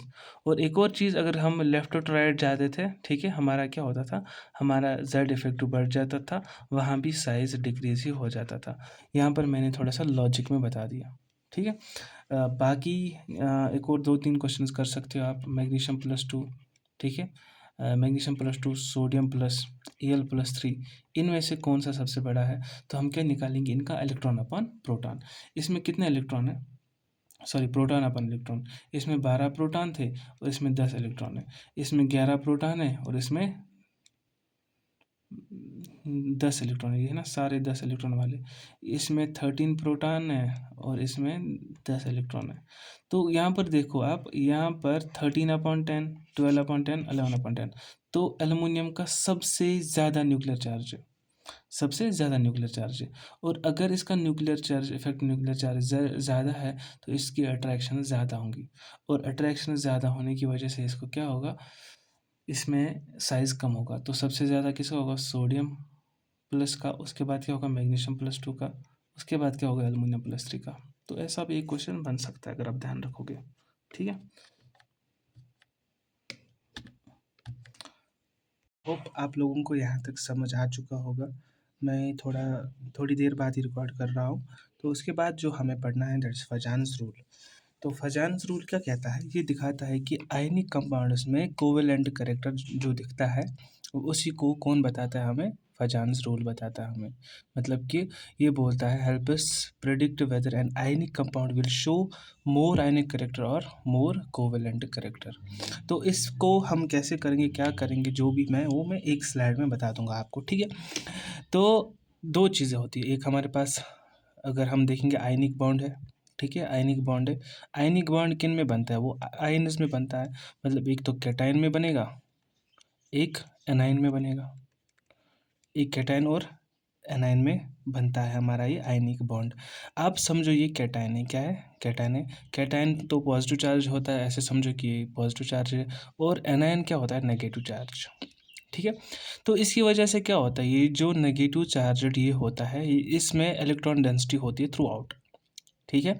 तो ये क्या करता है, ये जो पॉजिटिव है ये खींचता है इस इलेक्ट्रॉन डेंसिटी को अपनी तरफ। तो ये कुछ ऐसा बनता है, ये कुछ ऐसा बनता है। मतलब कि इसने इसकी नेगेटिव ये जो इलेक्ट्रॉन्स इसमें है, इसने इसको अपनी तरफ खींच लिया। तो इस ये जो खींच रहा है, ये कैटायन जो खींच रहा है, ये जो इस खींचने वाली प्रॉपर्टी को कहते हैं हम पोलराइजिंग पावर। इसको कहते हैं हम पोलराइजिंग पावर। और ये जो खिंच रहा है इसको बोलते हैं हम पोलराइजिबिलिटी। पोलराइजिबिलिटी। और ये जो प्रॉपर्टी है इसका खींचना, उस वो देना, मतलब वो खींच रहा है, ये खींच रहा है, तो इसी को बोलते हैं हम कोवेलेंट कैरेक्टर डेवलप हो रहा है। कोवेलेंट कैरेक्टर डेवलप हो रहा है। अब बात को समझो। अब मुझे बताओ पोलराइजिंग पावर किस पे डिपेंड करेगी? पोलराइजिंग पावर किस पे डिपेंड करेगी और पोलराइजिबिलिटी किस पे डिपेंड करेगी? पहली बात हम बोलेंगे polarizing power. Polarizing power, polarizing power किस में होता है? पोलराइजिंग पावर होता है कैटायन में। किस में होता है? कैटायन में। तो अगर हम बोलेंगे कैटायन में ज़्यादा चार्ज है, क्या है? ज़्यादा चार्ज, मतलब इसमें ज़्यादा पॉजिटिव चार्ज है, तो हम बोलेंगे कि इसकी पोलराइजिंग पावर बढ़ जाएगी। और अगर मैं बोलूँगा पोलराइजिबिलिटी, पोलराइजिबिलिटी, पोलराइजिबिलिटी किसके प्रोपोर्शनल होगी? ये होगी डायरेक्टली प्रोपोर्शनल, ये भी चार्ज के प्रोपोर्शनल होगी। क्यों? क्योंकि जितना ज़्यादा यहाँ पे नेगेटिव चार्ज होगा उतना ही ये खींचेगा इसको। क्योंकि कूलम्स लॉ भी तो वही बोल रहा है, मतलब चार्ज के डायरेक्टली प्रोपोर्शनल होता है ना, मल्टीप्लाई ऑफ चार्जेस। तो चाहे ये वाला चार्ज ज़्यादा हो, ये वाला चार्ज ज़्यादा हो, तो हम बोलेंगे कि जितना ज़्यादा चार्ज होगा उतना बेहतर रहेगा इसका कोवेलेंट कैरेक्टर, ठीक है। और दूसरा फैक्टर क्या रहेगा? फैक्टर 2, ठीक है, जिसको हम बोलते हैं फैक्टर 2। फैक्टर 2 होगा साइज। क्या होगा? साइज।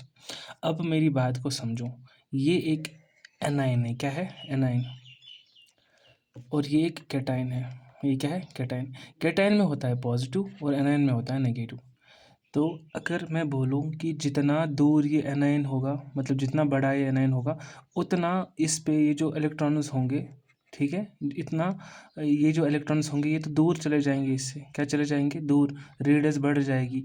रेडियस बढ़ेगी तो फोर्स ऑफ अट्रैक्शन कम होएगा।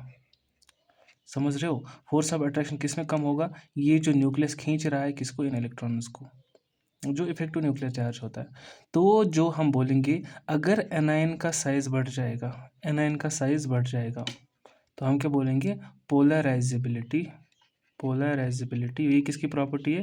वो डायरेक्टली प्रोपोर्शनल है एनायन का साइज, एनायन का साइज। तो मतलब एनायन जो बढ़ेगा पोलराइजिबिलिटी इसकी बढ़ जाएगी। मतलब ये जो खिंच रहा है तो दैट मीन्स ये वाली प्रॉपर्टी इसकी इंक्रीज होगी। और यहाँ पे कैटायन में क्या होगा? कैटायन तो खींच रहा है ना, कैटायन खींच रहा है, तो जितना ये छोटा होगा उतना ये खींचने की टेंडेंसी रखेगा। क्यों? रीज़न ये है, रीज़न जेड इफेक्ट हमें इंक्रीज करना है तो उसके लिए रेडियस हमें कम करना पड़ेगा। तो यहाँ पर लिखेंगे हम साइज़ वाला फैक्टर। क्या लिखेंगे हम? साइज़ वाला फैक्टर। तो पहला लिखेंगे कैटायन, दूसरा क्या लिखेंगे हम? एनायन। कैटायन तो पॉजिटिव होता है, हम बोलेंगे पॉजिटिव का साइज़ छोटा होना चाहिए, मतलब इसका साइज़ छोटा होना चाहिए, एनायन का साइज़ बड़ा होना चाहिए। चार्ज के लिए हमें क्या देखा? चार्ज के हमने देखा जितना ज़्यादा चार्ज होगा उतना ज़्यादा कोवेलेंट कैरेक्टर बन जाएगा। तो मतलब कि ये जो प्रॉपर्टी है इसका खींचना, मतलब कैटायन का खींचना और एनायन का खींच जाना एक आयनिक कंपाउंड में, उसको हम बोलते हैं आयनिक कंपाउंड में कोवेलेंट कैरेक्टर आ चुका है। तो इसी को डिफाइन किया था फजान ने, ठीक है। तो उसके बाद condition for greater covalent character, smaller size of cation, ठीक है, जो मैंने बोला कि कैटायन स्मॉलर साइज होना चाहिए, ठीक है।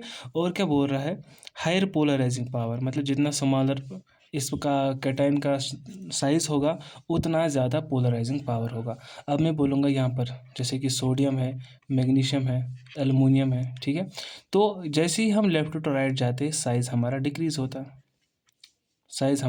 होता है, तो अगर साइज़ डिक्रीज़ हुआ तो यहाँ पर इसमें +1 चार्ज है, +2 चार्ज है, +3 चार्ज है, तो हम बोलेंगे सिंपली, एक तो इसमें चार्ज भी ज़्यादा है और ये छोटा भी है, दैट मीन्स ये ज़्यादा शो करेगा कौन सी प्रॉपर्टी, पोलराइजिंग पावर, ठीक है। पोलराइजिंग प्रॉपर्टी क्या करेगा, वो तो ज़्यादा हो जाएगा।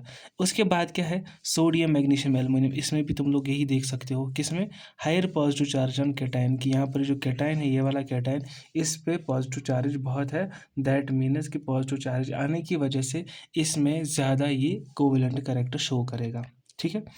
और ये जो एनायन है इसका साइज़ ज़्यादा होना चाहिए, चार्ज का तो मैंने बता ही दिया। अब देखो ऐसे है, LiCl है, BeCl है, ठीक है, BeCl2 है, और हमारे पास क्या है, BeCl3। देखो अब ये लिथियम क्लोराइड है, क्या है, लिथियम क्लोराइड है। तो हमें पता है लिथियम पे +1 चार्ज होता है, बेरिलियम पे +2 चार्ज होता है, सॉरी ये बोरान पे +3 चार्ज है, ठीक है, बोरान पे +3 चार्ज है। तो यहाँ पर हम देख रहे हैं इसका चार्ज इसका ज़्यादा है, तो इधर पे भी -3 चार्ज होगा, इधर पे -2 चार्ज होगा, इधर पे -1 चार्ज होगा, क्योंकि हम चार्ज बैलेंस कर रहे हैं। तो इधर पे देख रहे हो ये क्लोरीन है, ये क्लोरीन है, ये क्लोरीन है, ठीक है। यहाँ पर देखो सबसे ज़्यादा चार्ज किस पे है, ये बोरान पे। तो अगर इस पे सबसे ज़्यादा चार्ज है तो सबसे ज़्यादा कोवेलेंट कैरेक्टर कौन शो करेगा, तो BeCl3 करेगा, ऐसे ही AlCl3 करेगा, समझ रहे हो।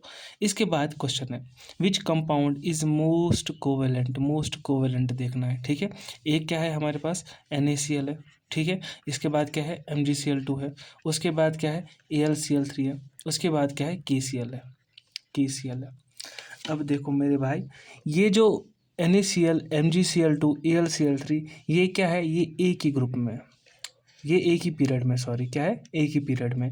यहाँ पर +1 चार्ज है, यहाँ पर +2 चार्ज है, यहाँ पर +3 चार्ज है, ठीक है।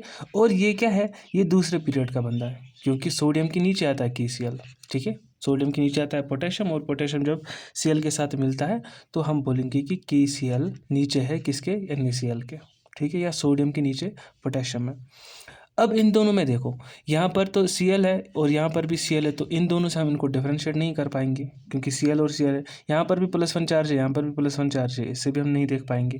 तो हम किससे देखेंगे, हम देखेंगे यहाँ पर एक कैटायन है, यहाँ पर दूसरा कैटायन है, मतलब यहाँ पर कैटायन है Na+, यहाँ पर कैटायन क्या है, Na+, और यहाँ पर कौन सा कैटायन है, यहाँ पर K+ है। अब मैंने बोला जितना कैटायन छोटा होगा उतना उसका कोवेलेंट कैरेक्टर बढ़ जाएगा। तो सोडियम से ज़्यादा कौन होगा, पोटेशियम, सॉरी सोडियम किससे ज़्यादा होगा, पोटेशियम से। तो मतलब KCl तो नहीं आएगा, तो KCl को हम पहले करेंगे एलिमिनेट। अब क्या बचा हमारे पास, NaCl, MgCl2, AlCl3। अब हमें दिख रहा है कि यहाँ पर तो चार्ज भी ज़्यादा है और साइज़ भी कम है, क्योंकि लेफ्ट टू राइट साइज़ घट जाता है। तो यहाँ पर हम देखेंगे AlCl3 सबसे ज़्यादा कोवेलेंट है, ठीक है। Which cation has the maximum polarising power किस में होता है, कैटायन में होता है। कैटायन कितना क्या होगा, जितना कैटायन छोटा होगा और उस पर ज़्यादा चार्ज होगा, तो हम बोलेंगे Al+3 पे ज़्यादा पोलराइजिंग पावर है। Which anion has the most polarisable, मतलब कौन सा एनायन इज़ मोस्ट पोलराइजेबल। तो हमने बोला यहाँ पर देखो, यहाँ पर भी -1 चार्ज है, यहाँ पर भी -1, यहाँ पर भी -1, यहाँ पर भी -1। तो माइनस वाले फैक्टर से, चार्ज वाले फैक्टर से हम नहीं डिफ्रेंशिएट कर पाए, तो हम किस वाले फैक्टर पे जाएंगे, साइज़ वाले फैक्टर पे। और मैंने बोला था जो एनायन होता है, एनायन जितना बड़ा होता है उसकी जो पोलराइजेबिलिटी होती है वो ज़्यादा होती है। तो हम बोलेंगे मतलब आयोडीन माइनस में सबसे ज़्यादा पोलराइजेबल ये प्रॉपर्टीज़ होगी, ठीक है। उसके बाद which pair show increasing covalent character. देखो यहाँ पर +1 है, +2 है और +3 है, ठीक है। तो यहाँ पर क्या है, +3 है, +2 है, +1, तो यहाँ पर सीधा पहला ही वाला ठीक है, क्योंकि यहाँ पर चार्ज ज़्यादा है, ठीक है। देखो एक और question, AlCl3 is more covalent than MgCl2। ठीक है, ये सही बात बोल रहा है। Al+3 has higher polarizing power than Mg+2। ठीक है, क्यों पोलराइजिंग पावर इसकी ज़्यादा है? एक तो रीज़न, एक तो +3 चार्ज है, उससे भी पोलराइजिंग पावर बढ़ जाती है, और साइज़ भी छोटा है एलुमिनियम का, उससे भी ठीक है। तो हम बोलेंगे both A and R are true and R is the correct explanation of A. ठीक है, ऐसा भी कर सकते हैं हम। LiF is more ionic than Li। देखो लिथियम LiF और क्या है Lii। ठीक है, LiF is more ionic than, देखो हमें आयनिक का पता नहीं है, हमें क्या पता है कोवेलेंट का। कोवेलेंट में क्या करते हैं, इसमें प्लस है, इसमें माइनस है, इसमें प्लस है, इसमें माइनस है, तो हम प्लस माइनस से हम तो देख नहीं पाएंगे। यहाँ पर भी लिथियम है, यहाँ पर भी लिथियम है, तो साइज ऑफ कैटायन से भी नहीं देखेंगे, तो हम किससे देखेंगे? Size of anion. मतलब जितना साइज ऑफ एनायन बढ़ जाएगा उतना क्या होगा, उतना कोवेलेंट कैरेक्टर बढ़ जाएगा। तो कोवेलेंट कैरेक्टर तो ऐसा है, तो अगर कोवेलेंट कैरेक्टर ऐसा है तो आयनिक कैरेक्टर क्या होगा, उल्टा होगा। तो LiF मोर आयनिक देन होगा Li लिथियम आयोडाइड से। ठीक है, तो यहाँ पर क्या है, LiF is more ionic than Li, ये तो सही है। ठीक है, उसके बाद F- is a smaller and less polarizable than I-, ये भी सही है, क्योंकि यहाँ पर जो F- है और I- है, ये तो I का साइज़ बड़ा है, उससे हमें ये पता चल रहा है कि इसकी पोलराइजेबिलिटी ज़्यादा होगी, तो यहाँ पर इसी वजह से ये कोवेलेंट ज़्यादा होगा, तो ये ज़्यादा आयनिक होगा। तो ये भी करेक्ट एक्सप्लेनेशन है, जिसको जैसे क्वेश्चन करना है वैसे कर ले। ठीक है, इसके बाद एक इम्पॉर्टेंट क्वेश्चन कंसेप्ट है हाइब्रिडाइजेशन। क्या है हाइब्रिडाइजेशन? तो हाइब्रिडाइजेशन में क्या याद रख लोगे तुम लोग, इसमें याद रखोगे तुम जैसे ही कि स्टेरिक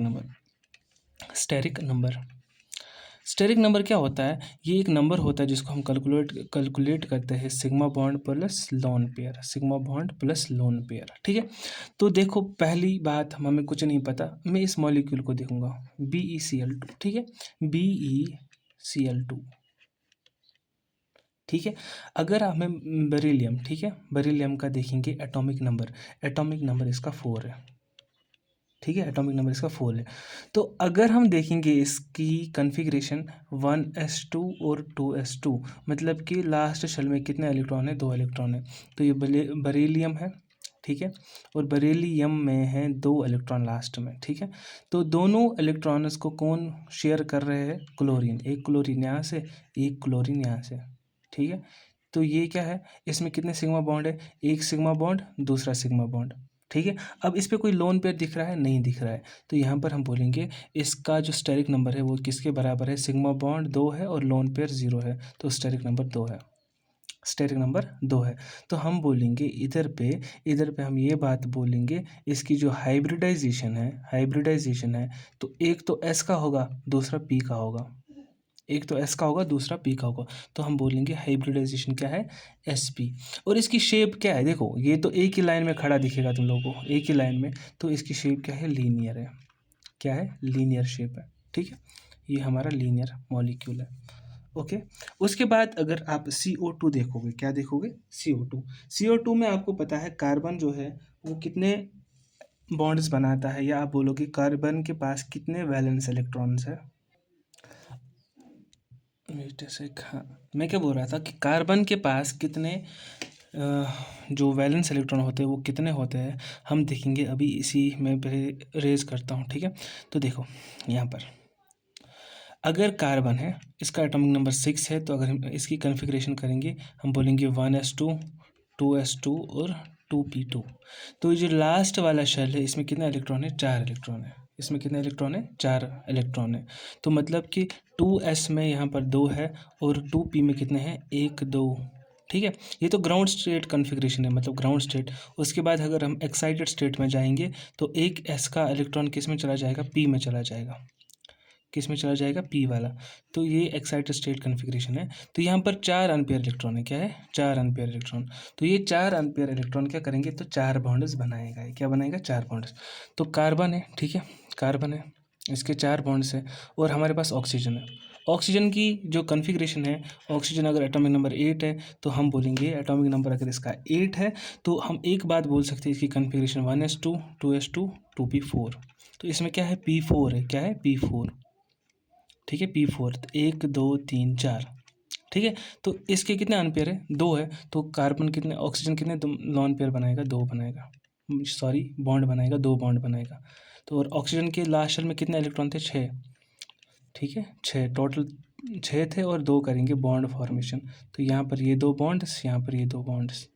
देखो, तो पहला बॉन्ड होता है सिग्मा बॉन्ड, दूसरा वाला बनता है पाई बॉन्ड, तीसरा वाला भी बनता है पाई बॉन्ड, ठीक है।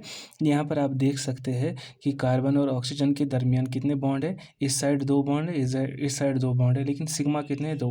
अगर हम स्टेरिक नंबर निकालेंगे that is sigma bond plus lone pair, sigma bond कितना है, कितने हैं, 2, लोन पेयर कितना है, 0। तो यहाँ पर भी बोलेंगे हम sp, और सॉरी sp2 लिखा मैंने, यहाँ पर भी हम बोलेंगे इसकी हाइब्रिडाइजेशन क्या है, sp। और अगर sp हाइब्रिडाइजेशन है तो ये क्या है, ये लीनियर बनेगा, क्या बनेगा, एक ही लाइन में, ये बनेगा लीनियर।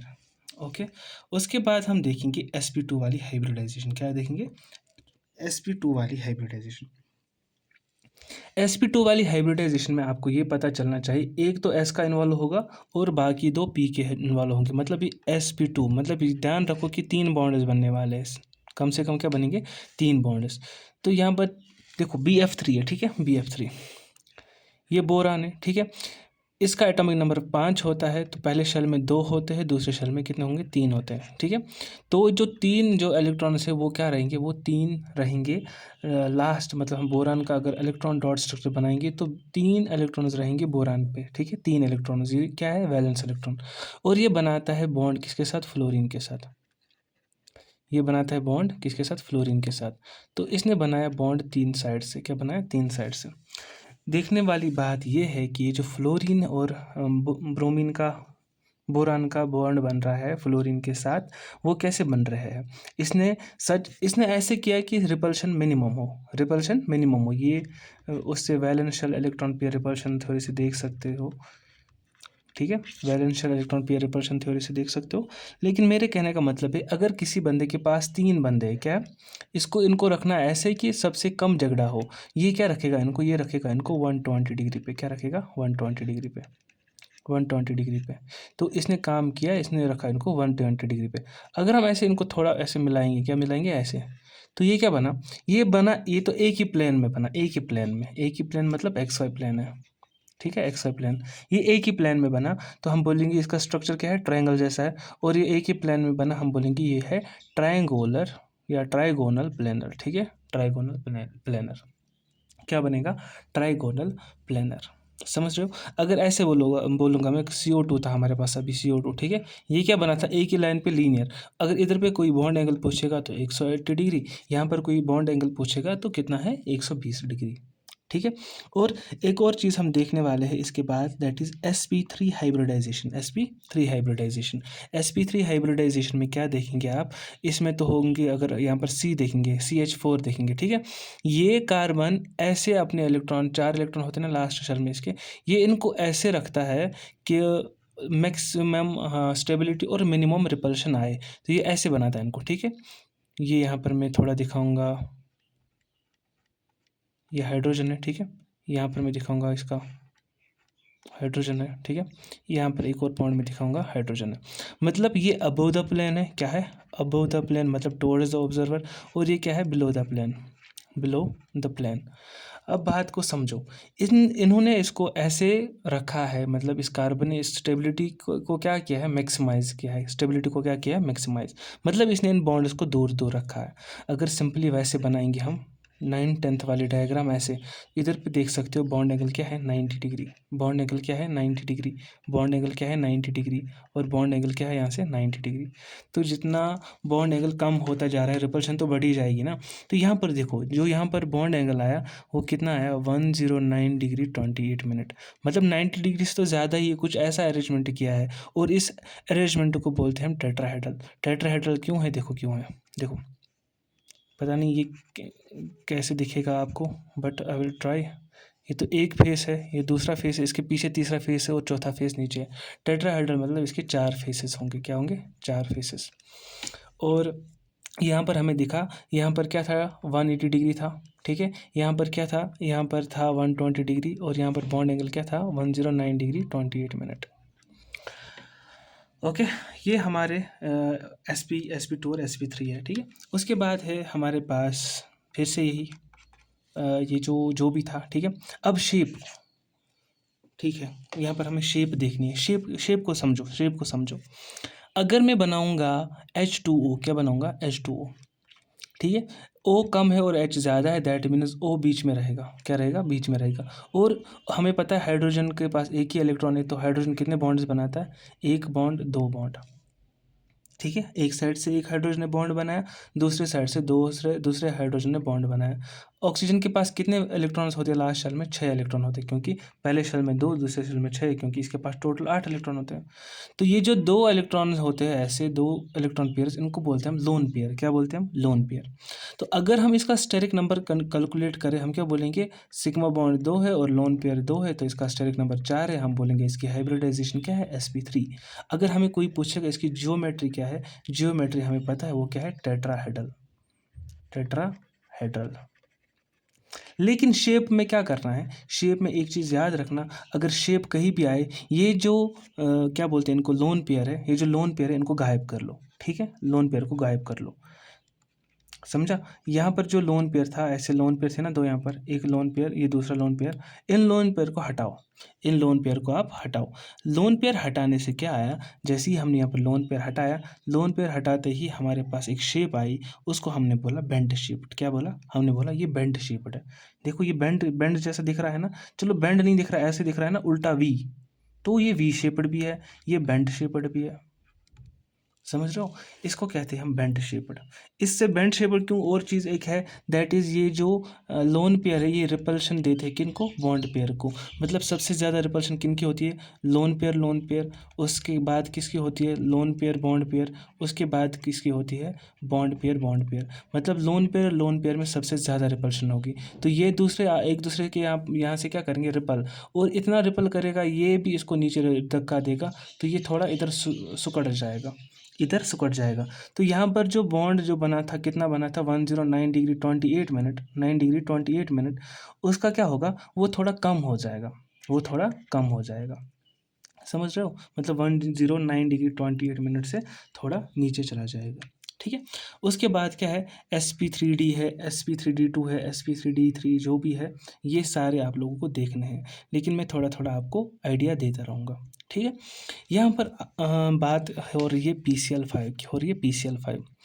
जैसे ही हमने PCl5 को देखा, इसमें ये कैसे बनाता है देखो, क्योंकि जो फास्फोरस होता है वो नाइट्रोजन के नीचे होता है। नाइट्रोजन के पास 5 इलेक्ट्रॉन है, इसके पास भी लास्ट में 5 इलेक्ट्रॉन होंगे। तो ये बनाता है ऐसे बॉन्ड, ठीक है। यहाँ पर क्लोरीन है, यहाँ पर क्लोरीन है, यहाँ पर क्लोरीन है, ठीक है। और यहाँ पर भी क्लोरीन है, यहाँ पर भी क्लोरीन है, ठीक है। इस PCl5 ने क्या बनाया? एक तो इसने यहाँ से प्लेन में एक ये बनाया, ठीक है। और यहाँ से इसने बनाया, इनको बोलते हैं एक्सियल बॉन्ड्स और इनको बोलते हैं इक्वेटोरियल बॉन्ड्स, ठीक है। तो मैं ये बोल रहा था कि यहाँ पर जो PCl5 ये 2 टाइप्स ऑफ बॉन्ड बनाता है। यहाँ साइड बनाता है ये एक्सियल बॉन्ड, इस वाले साइड, और ये बनाता है इक्वेटोरियल बॉन्ड। लेकिन एक चीज़ याद रखो कि बॉन्ड लेंथ ऑफ एक्सियल ज़्यादा होती है किससे? इक्वेटोरियल से। बॉन्ड लेंथ ऑफ इक्वेटोरियल, समझ रहे हो? कि ये वाली जो बॉन्ड लेंथ है, ये वाली बॉन्ड लेंथ, ये होती है कम as compared to axial bond से, ठीक है। तो फिर से मैं दिखाऊंगा, ये वाली बॉन्ड जो है, ये वाली बॉन्ड की होती है एक्सियल, ये वाली बॉन्ड की होती है, ये वाले 3 बॉन्ड्स होते हैं इक्वेटोरियल, ये भी है एक्सियल, ठीक है। अब ध्यान रखने वाली बात ये है कि इधर पे हम निकाल पाएंगे कि इनका जो भी है बीच बीच में जो होते हैं बॉन्ड एंगल्स। देखो यहाँ पर एक सर्कल बन रहा है, ठीक है, सर्कल बन रहा है, और सर्कल के कितने हिस्से हुए? एक हिस्सा हुआ, दूसरा हिस्सा हुआ, तीसरा हिस्सा हुआ, ठीक है। तो हर एक बॉन्ड एंगल यहाँ के साइड होगा 120 डिग्री, 120 डिग्री और 120 डिग्री, ठीक है। तो यहाँ पर एक टाइप ऑफ मिला हमारे पास 120 डिग्री, और एक चीज़ मिला हमें, दैट इज़ कि यहाँ साइड, इस वाले साइड, ऊपर साइड, ये ऊपर क्या बना रहा है? ये बना है 90 डिग्री। तो ये वाला बॉन्ड एंगल भी यहाँ पर मिल रहा है हमें, ठीक है। तो इसमें डिफरेंट टाइप्स ऑफ होंगे। कभी मतलब अगर हम बोलेंगे कि इसका स्टेरिक नंबर क्या है, सिग्मा बॉन्ड 5 है, लोन पेयर 0 है, तो ये 5 ऐसे भी आ सकता है, ये आएगा कभी 3+2, ठीक है। ये आएगा हमारे पास 2+3, ये डिफरेंट टाइप से आता है, तो हम देखेंगे कि क्या क्या पॉसिबिलिटीज़ है, ठीक है। तो एक एग्जांपल लेंगे हम यहाँ पर, बाकी आप लोग देख लेना, ठीक है। ClF3 को देखो हम, Cl में जो होते हैं इसमें कितने होते हैं, इसमें होते हैं 7 वैलेंस इलेक्ट्रॉन। क्या होते हैं? 7 वैलेंस इलेक्ट्रॉन। 7 वैलेंस इलेक्ट्रॉन से पहले एक चीज़ आपको याद रखनी है, दैट इज़ sp3d, ठीक है, sp3d। तो अगर मैं इसको लिखूंगा sp2pd, मतलब पहले sp2pd, ये जो पहले 3 बॉन्ड बनते हैं ये बनते हैं इक्वेटोरियल, और ये जो बाद वाले 2 बॉन्ड्स बनता है ये बनते हैं एक्सियल। क्या बनते हैं? एक्सियल। फिर से सुनो, पहले 3 बॉन्ड्स sp2 वाले बनते हैं कहाँ? ये बनते हैं इक्वेटोरियल, और बाद वाले बनते हैं एक्सियल पे।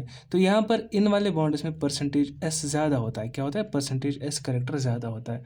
परसेंटेज s करेक्टर को भी मैं बताऊँगा, लेकिन एक चीज़ याद रखो कि इक्वेटोरियल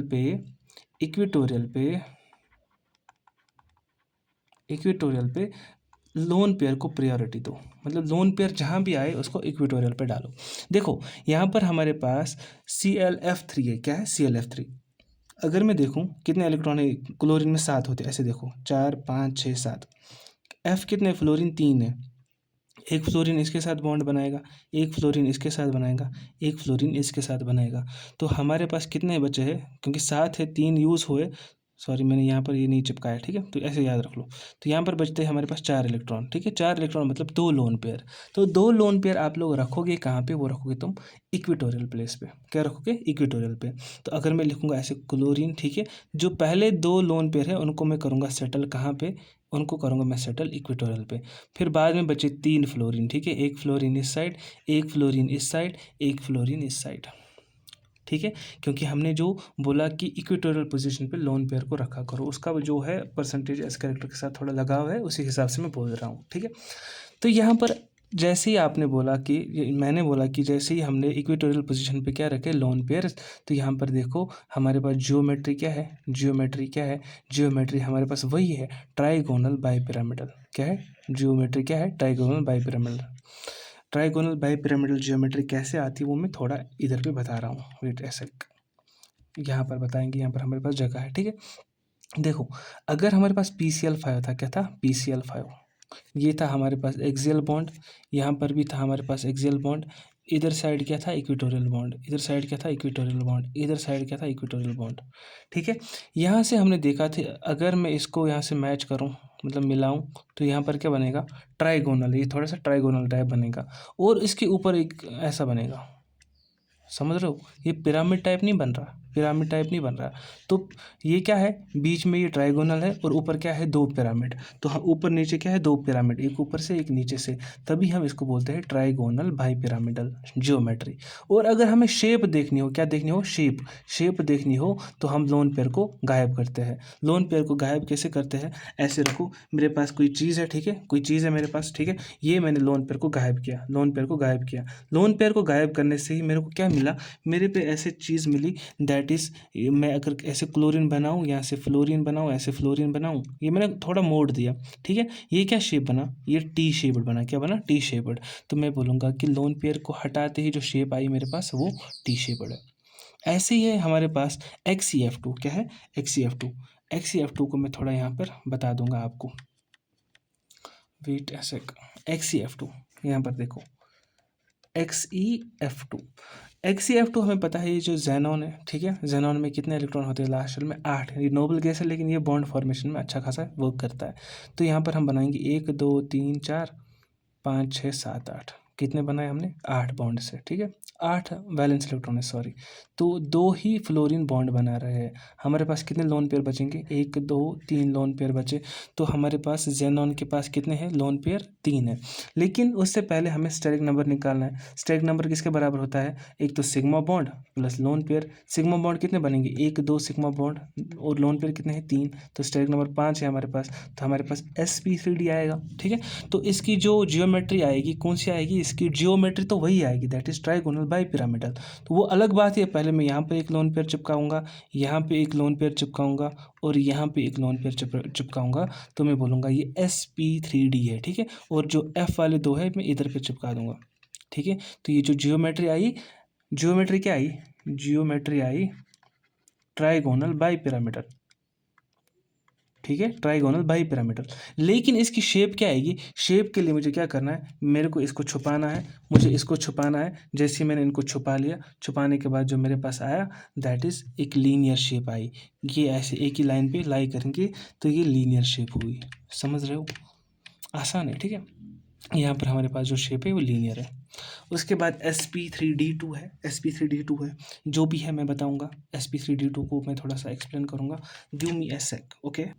अब हम करेंगे sp3d2 को थोड़ा बहुत, सॉरी, अब हम करेंगे sp3d2 को थोड़ा सा एक्सप्लेन। sp3d2 को एक्सप्लेन करने से हमें पता चल रहा है इधर पे एक s हुआ है यूज़, इधर पे 3p हुआ है यूज़, और इधर पे 2d यूज़ हुए हैं, ठीक है, 2d यूज़ हुए हैं। तो क्या हम बोल सकते हैं यहाँ पर स्टेरिक नंबर किसके बराबर होगा? 6 के बराबर होगा। स्टेरिक नंबर हमारा क्या होगा? 6 के बराबर, ठीक है।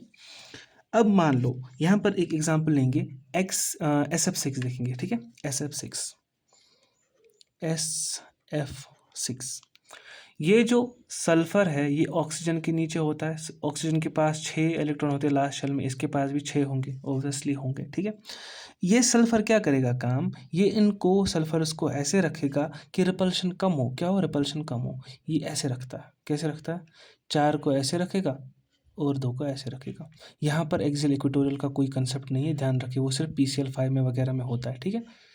यहाँ पर क्या है, यहाँ पर सारे बॉन्ड एक जैसे होंगे। क्या होंगे? सारे बॉन्ड। यहाँ पर एक F, यहाँ पर एक F, यहाँ पर एक F, यहाँ पर एक F, यहाँ पर एक F, यहाँ पर एक F, तो 6 F हुए। तो हमारे पास ये क्या बना? SF6 है, ठीक है। इसका स्टेरिक नंबर क्या है? That is sigma bond plus lone pair. Sigma bond कितने हैं हमारे पास? सिग्मा बॉन्ड तो हमारे पास उतने ही है, कितने हैं? 6 है। लोन पेयर तो हमारे पास 0 है, 6 + 0, तो हम बोलेंगे sp3d2, ओके। अब हम इसकी जियोमेट्री देखेंगे। क्या देखेंगे? जियोमेट्री, ठीक है। देखो यहाँ पर क्या बन रहा है? स्क्वायर जैसा, ठीक है। यहाँ पर क्या बन रहा है? स्क्वायर जैसा, या तो बोलो इसको स्क्वायर बाई पिरामिडल, लेकिन सबसे बढ़िया चीज़ इसको क्या बोलते हैं, इसमें क्या फेसेस बनते हैं? यहाँ पर देखो 1 2 3 4 हुए, 4 फेसेस यहाँ पर ऊपर, 5 6 और यहाँ से 7, यहाँ से 8, तो यहाँ पर कितने फेसेस बने? यहाँ पर बने 8 फेसेस। क्या बने? 8 फेसेस। तो हम क्या बोलेंगे इसको? ये है ऑक्टाहेड्रल। ये क्या है? ऑक्टाहेड्रल। ये ध्यान रखने वाली चीज़ है, ठीक है। चलो मान लो मैं लूँगा, कौन सा एग्जाम्पल यहाँ पर लिया है इसने? XeF4। क्या लिया है? XeF4।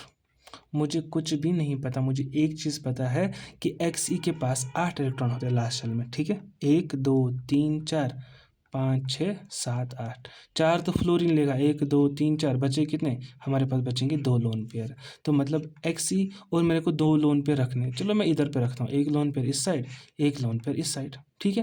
तो यहाँ पर 1 2 3 4, ठीक है। इसकी जियोमेट्री क्या आएगी? जियोमेट्री तो वैसी ही आती है, जियोमेट्री तो वैसी है। जियोमेट्री में लोन पेयर वगैरह सब मतलब कंसिडर होते हैं। जियोमेट्री हम बोलेंगे, इसकी जियोमेट्री क्या है? इसकी जियोमेट्री है सिंपली ऑक्टाहेड्रल, ठीक है। इसकी ज्योमेट्री क्या है? ऑक्टाहेड्रल। अब बची इसकी शेप। शेप क्या होगी इसकी? ज्योमेट्री तो ऑक्टाहेड्रल है, शेप में हम करेंगे इनको गायब। तो अगर हम इसको गायब करेंगे तो हमारे पास क्या बचेगा? यहाँ पर Xe, यहाँ पर फ्लोरीन, यहाँ पर फ्लोरीन, यहाँ पर फ्लोरीन, यहाँ पर फ्लोरीन। तो ये यहाँ से स्क्वायर, लेकिन एक ही प्लान में होगा, तो हम बोलेंगे ये स्क्वायर प्लानर है। क्या है? Square planar. बस ये करना है हमें, ठीक है, ये करना है हमें, और कोई ज़्यादा तुम लोगों को दिमाग लगाने की ज़रूरत है नहीं, ठीक है। तो हम आगे बढ़ेंगे, थोड़ा क्वेश्चन करेंगे, ठीक है।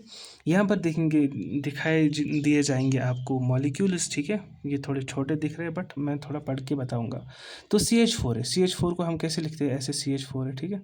तो इसके स्टेरिक नंबर क्या है? स्टेरिक नंबर है sigma bond plus lone pair. Sigma bond इस पर कितने हैं? 4, लोन पेयर कितने हैं? 0। तो इसका हाइब्रिडाइजेशन क्या होगा? sp3। इसकी शेप क्या होगी? शेप और जियोमेट्री इसकी सेम होगी, दैट इज टेट्राहेड्रल, टेट्राहेड्रल। उसके बाद हमारे पास NH3 है, ठीक है। NH3 यहाँ पर देखने वाली चीज़ NH3 है, ठीक है। देखो N है, ठीक है, H3 है, 3 H है, और नाइट्रोजन के पास कितने लोन पेयर होते हैं? मतलब टोटल इलेक्ट्रॉन 5 होते हैं, 3 तो यूज़ हुए, तो एक लोन पेयर बचा। तो यहाँ पर एक H, यहाँ पर दूसरा H, यहाँ पर तीसरा H। समझ रहे हो बात को? तो जैसे ही इधर पे 3 H बचे, हम बोलेंगे इसका स्टेरिक नंबर किसके बराबर है, दैट इज सिग्मा बॉन्ड 3 है, लोन पेयर 1 है तो 4 है, तो इसको हम बोलेंगे sp3 है। तो यहाँ पर इतना हमें पता चल रहा है, दैट इज इसका स्टेरिक नंबर क्या होगा 3+1, लोन पेयर तो 1 है यहाँ पर, इसका भी हाइब्रिडाइजेशन sp3 होगी। लेकिन इधर पे शेप में क्या होगा, शेप जो होगी वो चेंज होगी, शेप में हम लोन पेयर को गायब करेंगे। तो ये कुछ ऐसा नहीं दिखेगा, ये H इधर पे है, एक H इधर पे है, एक H इधर पे है, तो अगर हम इनको ज्वाइन करेंगे ये क्या जैसे, तो ये प्लेन में नहीं दिखेगा, ये ट्रायंगल जैसा, तो हम इसको बोलेंगे ट्राइगोनल प्लेनर। ये हम बोलेंगे इसकी शेप क्या है, प्लेनर है। क्या है, प्लेनर। यार तो क्यों आ रहा है बीच में, ठीक है, इसको क्या बोलेंगे, प्लेनर। ऐसी H2O है, क्या है, H2O। H2O में हम देखा इधर पे कितने थे, सिग्मा बॉन्ड 2 थे, लोन पेयर 2 थे, तो इसकी भी sp3 हाइब्रिडाइजेशन थी। इसकी शेप क्या थी, बेंट शेप्ड या वीड शेप्ड थी। CO2 को ऐसे देखो, CO2 है, ठीक है, ये CO2 है। जैसी CO2 हमने देखा ये लीनियर शेप है, तो इधर पे हमने देखा कि इसका स्टेरिक नंबर क्या है, sigma bond plus lone pair, sigma bond 2 है, लोन पेयर 0 है, तो हम बोलेंगे ये sp है। क्या है, sp। जैसे ही हमने sp की बात करी तो ये यहाँ पर क्या है, लीनियर शेप्ड। क्या है, लीनियर शेप्ड। उसके बाद BF3, ये BF3 है, ठीक है, BF3 है, इसमें 3 बॉन्ड्स बना रहा है बोरान, 120 डिग्री का बॉन्ड एंगल बना रहा है, तो यहाँ पर हम बोलेंगे लोन पेयर 0 है, इसका सिग्मा बॉन्ड 3 है, तो यहाँ पर बोलेंगे हम sp2 है। sp2 के बाद यहाँ पर क्या बोलेंगे, ट्राइगोनल प्लेनर। क्या बोलेंगे, ट्राइगोनल प्लेनर में, मतलब कि इसका क्या है कि एक ही प्लेन में है तीनों बॉन्ड्स, ठीक है। उसके बाद है BeCl2, ये बेरिलियम बोर क्या बोलते हैं, बेरिलियम बोलते हैं, ठीक है। यहाँ पर इसका क्लोरीन है, यहाँ पर इसका क्लोरीन, ये एक ही प्लेन में, इसका स्टेरिक नंबर है 2+0, ये भी sp है और ये भी लीनियर है, लीनियर शेप है इसकी। ऐसी SO2 है, ठीक है। सल्फर है, सल्फर किसके नीचे होता है, ठीक है, ये ऑक्सीजन के नीचे होता है, मतलब ऑक्सीजन के नीचे सल्फर होता है, तो सल्फर क्या बना रहा है, 2 बॉन्ड्स बना रहा है, किसके साथ, ऑक्सीजन के साथ। सल्फर बना रहा है 2 ऑक्सीजन के साथ बॉन्ड, लेकिन सल्फर के पास क्या है, एक लोन पेयर है। क्या है, एक लोन पेयर अभी, क्योंकि सल्फर के पास 6 इलेक्ट्रॉन है, 4 बॉन्ड तो बन चुके हैं, ठीक है। तो इसमें सिग्मा बॉन्ड 2 है, लोन पेयर 1 है, तो हम बोलेंगे ये sp2 है। लेकिन यहाँ पर क्या होगा, ये वाले जो लोन पेयर है ये इसको थोड़ा बहुत रिपल करेंगे, ये भी थोड़ा सा बेंट शेप्ड होगा, ठीक है। PCl5 अभी देखा था इसने, हमने इसमें 5+0 होता है, मतलब 5 सिग्मा और 0 लोन पेयर। PCl5 में क्या थी, sp3d हाइब्रिडाइजेशन थी। इसकी शेप क्या थी, ट्राइगोनल बाईपिरामिडल थी, ठीक है। ऐसे ही SF4 है, SF4 में हम देख सकते हैं कि जो सल्फर ये 4 बॉन्ड बना रहा है, क्या बना रहा है, 4 बॉन्ड बना रहा है, तो ऐसा है कुछ, बात को समझो, ठीक है, बात को समझो। ये SF4 है, ये सल्फर है, ठीक है, ये क्या है, सल्फर। मैं थोड़ा इधर भी बनाता हूँ। सल्फर के पास कितने इलेक्ट्रॉन होते हैं, 6 इलेक्ट्रॉन, तो यहाँ पर देखेंगे हम 1 2 3 4 5 6, ठीक है, 1 2 3 और 5 सल्फर था ना, तो SF4 था, हाँ, let me make it correct. तो ये सल्फर है, ठीक है, हमें SF4 बनाना है, और यहाँ पर एक लोन पेयर आएगा, तो एक F, यहाँ पर दूसरा F, यहाँ पर तीसरा F, यहाँ पर चौथा F, ठीक है, SF4 बन गया हमारे पास। तो SF4 बनने के बाद ही अगर हम इसका लोन पेयर गायब करेंगे तो ये ऐसा कुछ नहीं बनेगा, तो ये हम बोलेंगे कि इसकी जो शेप है वो क्या है, वो स्क्वायर प्लेनर होगी। तो इसका जो हाइब्रिडाइजेशन होगा वो 4+1 होगा, स्टेरिक नंबर sp3d, ये sp3d होगा ये, ठीक है, क्योंकि 5 ही आ रहा है। और यहाँ पर एक और चीज़ हमें पता चल रही है कि, और चीज़ क्या पता चल रही है हमें, वेट ए सेक, मैंने थोड़ा सा गलत किया, वेट ए सेक, वेट, मैं कुछ फ्लो में बहक गया, ठीक है, वेट, ओके। हम क्या बोल रहे हैं, SF4 बोल रहे हैं, क्या बोल रहे हैं हम, SF4। हमें पता है सल्फर के पास कितने इलेक्ट्रॉन्स होते हैं, 1 2 3 4 5 6 इलेक्ट्रॉन, ठीक है। तो 4 ले गया फ्लोरीन, एक फ्लोरीन, दूसरा फ्लोरीन, तीसरा फ्लोरीन, चौथा फ्लोरीन, और हमारे पास बचा एक लोन पेयर।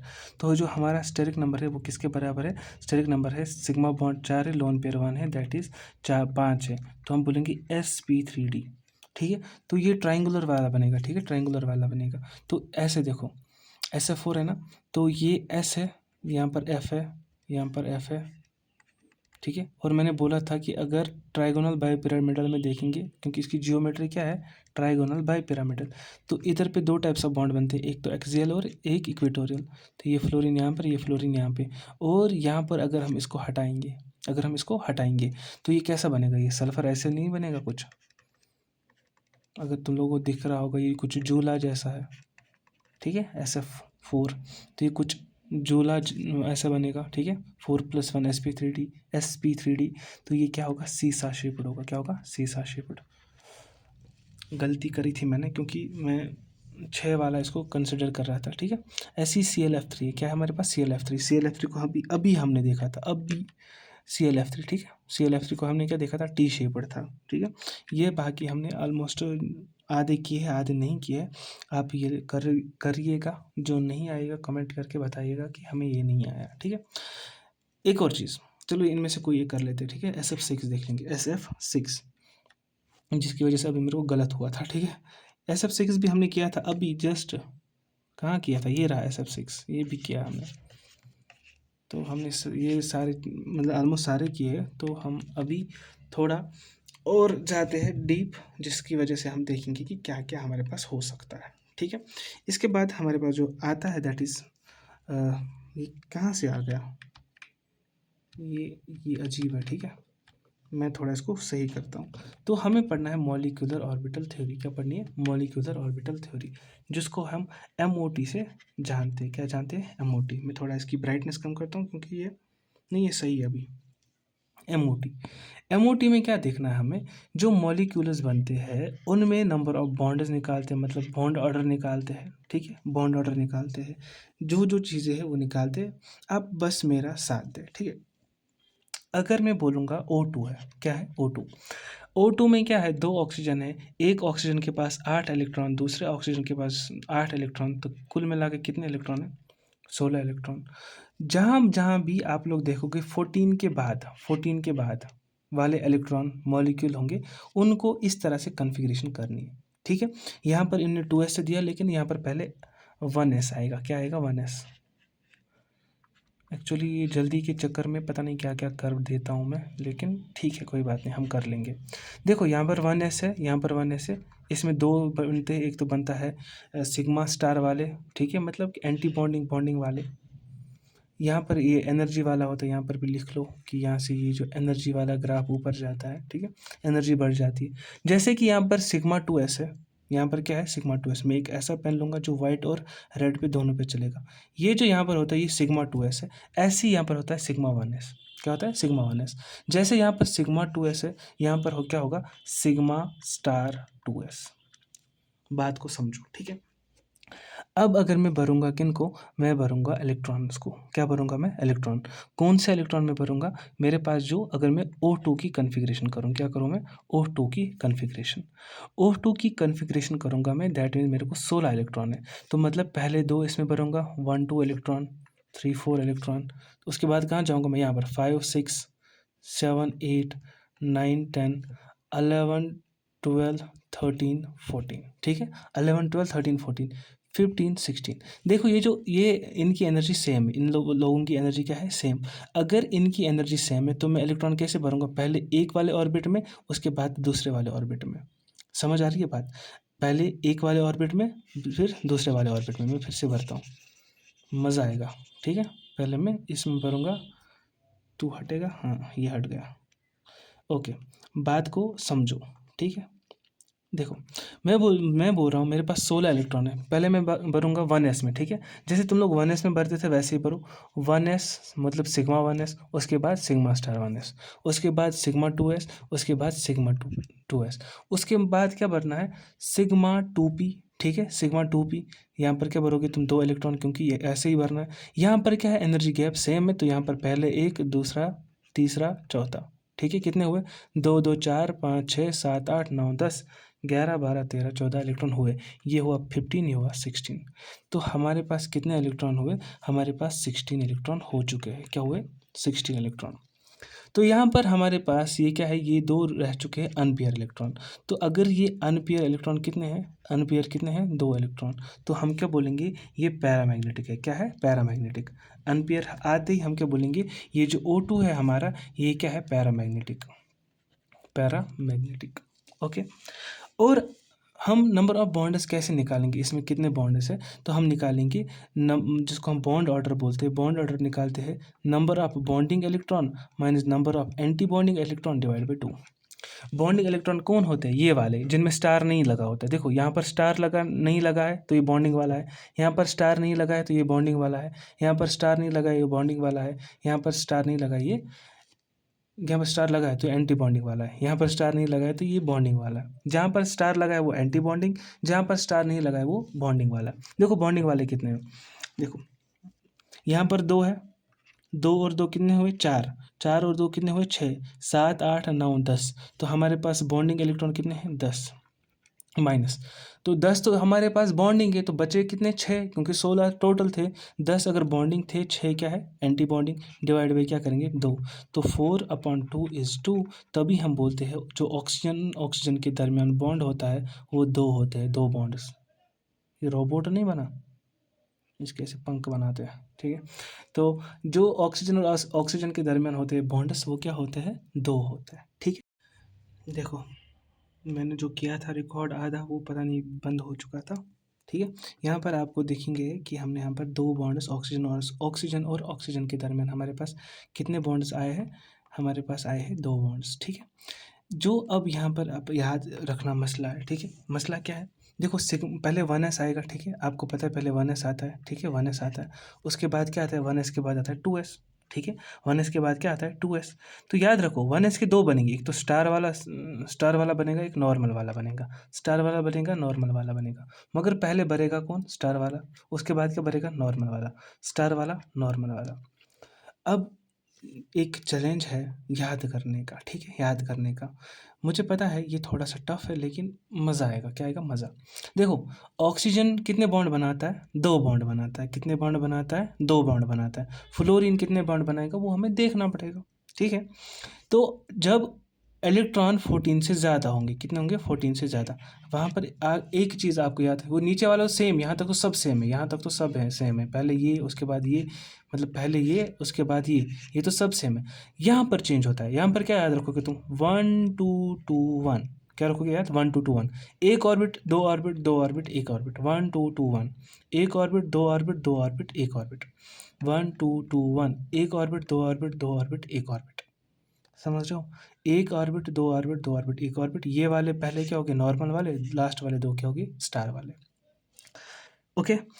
ऐसी नाइट्रोजन वाला, ठीक है, मैंने ये कराया था, मैं बोल रहा हूँ कि वीडियो बंद हो चुका था लेकिन मैं फिर से कराता हूँ, ओके नो वरीज भाई, सारा कुछ इरेज हो जाओ, वेट ए सेक, ओके। मैं सारा ही क्लियर करता हूँ, ठीक है। अब बिलो 14 वाले क्या है, बिलो 14 वाले, अब बिलो 14 वाले जैसे कि नाइट्रोजन है N2 है, ठीक है, इसके कितने इलेक्ट्रॉन है हमारे पास, हमें है 14 इलेक्ट्रॉन, एक नाइट्रोजन के साथ दूसरे के साथ कुल मिला के 14। तो यहाँ पर सीधा 2s से दिया है, क्या दिया है 2s से, 2s से दिया है, हम क्या देखेंगे 1s से देखेंगे, ठीक है 1s से देखेंगे, तो 1s है, यहाँ पर भी 1s है, तो यहाँ पर 2 बनेंगे, एक तो बनेगा स्टार वाला, एक बनेगा नॉर्मल वाला, तो नॉर्मल वाला नीचे रहता है क्योंकि एनर्जी कम रहती है, स्टेबिलिटी ज़्यादा होती है, स्टार वाला ऊपर रहेगा। तो हमें कन्फिग्रेशन करनी है, देखो 1 2 3 4, उसके बाद यहाँ पर 5 6, इधर पे 7 8, इधर पे 9 10 11 12, सॉरी मैंने यहाँ पर गलत किया, कन्फिग्रेशन गलत की मैंने, ठीक है, क्योंकि यहाँ पर भरा हुआ था, मैं सीधा जा रहा हूँ, ठीक है। फिर से देखो 1 2 3 4 5 6 7 8, उसके बाद ये करना है मुझे 9 10 11 12, एक एक भरना है पहले क्योंकि एनर्जी सेम है, 12 13 और 14, तो हमारे पास टोटल इलेक्ट्रॉन कितने थे 4। अब देखो अगर इसका बॉन्ड ऑर्डर निकालेंगे हम क्या लिखेंगे, number of bonding electrons minus number of anti bonding electrons divide by 2। तो बॉन्डिंग इलेक्ट्रॉन कितने हैं, देखो यहाँ पर 2 बॉन्डिंग है, यहाँ पर 2 बॉन्डिंग है, यहाँ पर 2 बॉन्डिंग है, 2 बॉन्डिंग 4 बॉन्डिंग 6 बॉन्डिंग यहाँ पर, तो कुल मिला के 6 7 8 9 10, तो हमारे पास 10 बॉन्डिंग इलेक्ट्रॉन है, और जो बचे कुछ ये 2 और ये 2 है, ये क्या है एंटी बॉन्डिंग वाले, तो 10 - 4/2 is equal to 6/2 that is 3। तो बॉन्ड ऑर्डर क्या है, नाइट्रोजन और नाइट्रोजन के दरमियान 3 है, तो बॉन्ड ऑर्डर का मतलब है कि कितने बॉन्ड्स बनेंगे बीच में, नाइट्रोजन और नाइट्रोजन के दरमियान कितने बॉन्ड्स हैं 3 बॉन्ड्स। एक चीज़ हम प्रेडिक्ट कर सकते हैं whether a molecule can exist और नॉट, हमारे पास क्या है, हीलियम। तो मैं बोलूँगा हीलियम 2 एग्जिस्ट करेगा कि नहीं करेगा। तो हीलियम के पास कितने इलेक्ट्रॉन होते हैं, 2। अब हमारे पास 2 हीलियम है तो हमारे पास कितने इलेक्ट्रॉन आए, 4। तो अगर हम 1s वाली कन्फिग्रेशन करेंगे, ये 1s है, ठीक है, ये भी 1s है, तो इसके 2 बनेंगे, 2 बंदे, एक तो स्टार वाला, एक तो बनेगा नॉर्मल वाला। स्टार वाला उड़ता है तो तभी ऊपर रहता है, ठीक है। तो ये स्टार है, मतलब कि इसकी एनर्जी ज़्यादा होती है, अनस्टेबल होता है। तो अगर हम सिग्मा 1s यहाँ पर देखेंगे, सिग्मा स्टार 1s, ठीक है, तो इधर पे 1 2 3 4, तो कितने इलेक्ट्रॉन हमें थे, 4 ही थे, 4 भर लिए हमने। अगर हम देखेंगे यहाँ पर बॉन्ड ऑर्डर, हम क्या देखेंगे, number of bonding electrons minus number of anti bonding electrons divide by 2। Number of bonding electron कितने हैं हमारे पास, 2 है, नंबर ऑफ एंटी बॉन्डिंग 2 है, डिवाइड बाई 2 है, तो 0 आ रहा है। तो मतलब बॉन्ड ही नहीं बन रहा है, तो एग्जिस्ट कैसे करेगा, तो हीलियम 2 एग्जिस्ट नहीं करेगा, हीलियम 2 एग्जिस्ट नहीं करेगा, ठीक है। उसके बाद अब कहीं कहीं पे आपको डायरेक्ट क्वेश्चन पूछेंगे, तो भाई मेरे को बताओ कि बॉन्ड ऑर्डर का ऑर्डर बताओ, तो ठीक है, मैं कुछ ट्रिक एक बताऊंगा, ठीक है।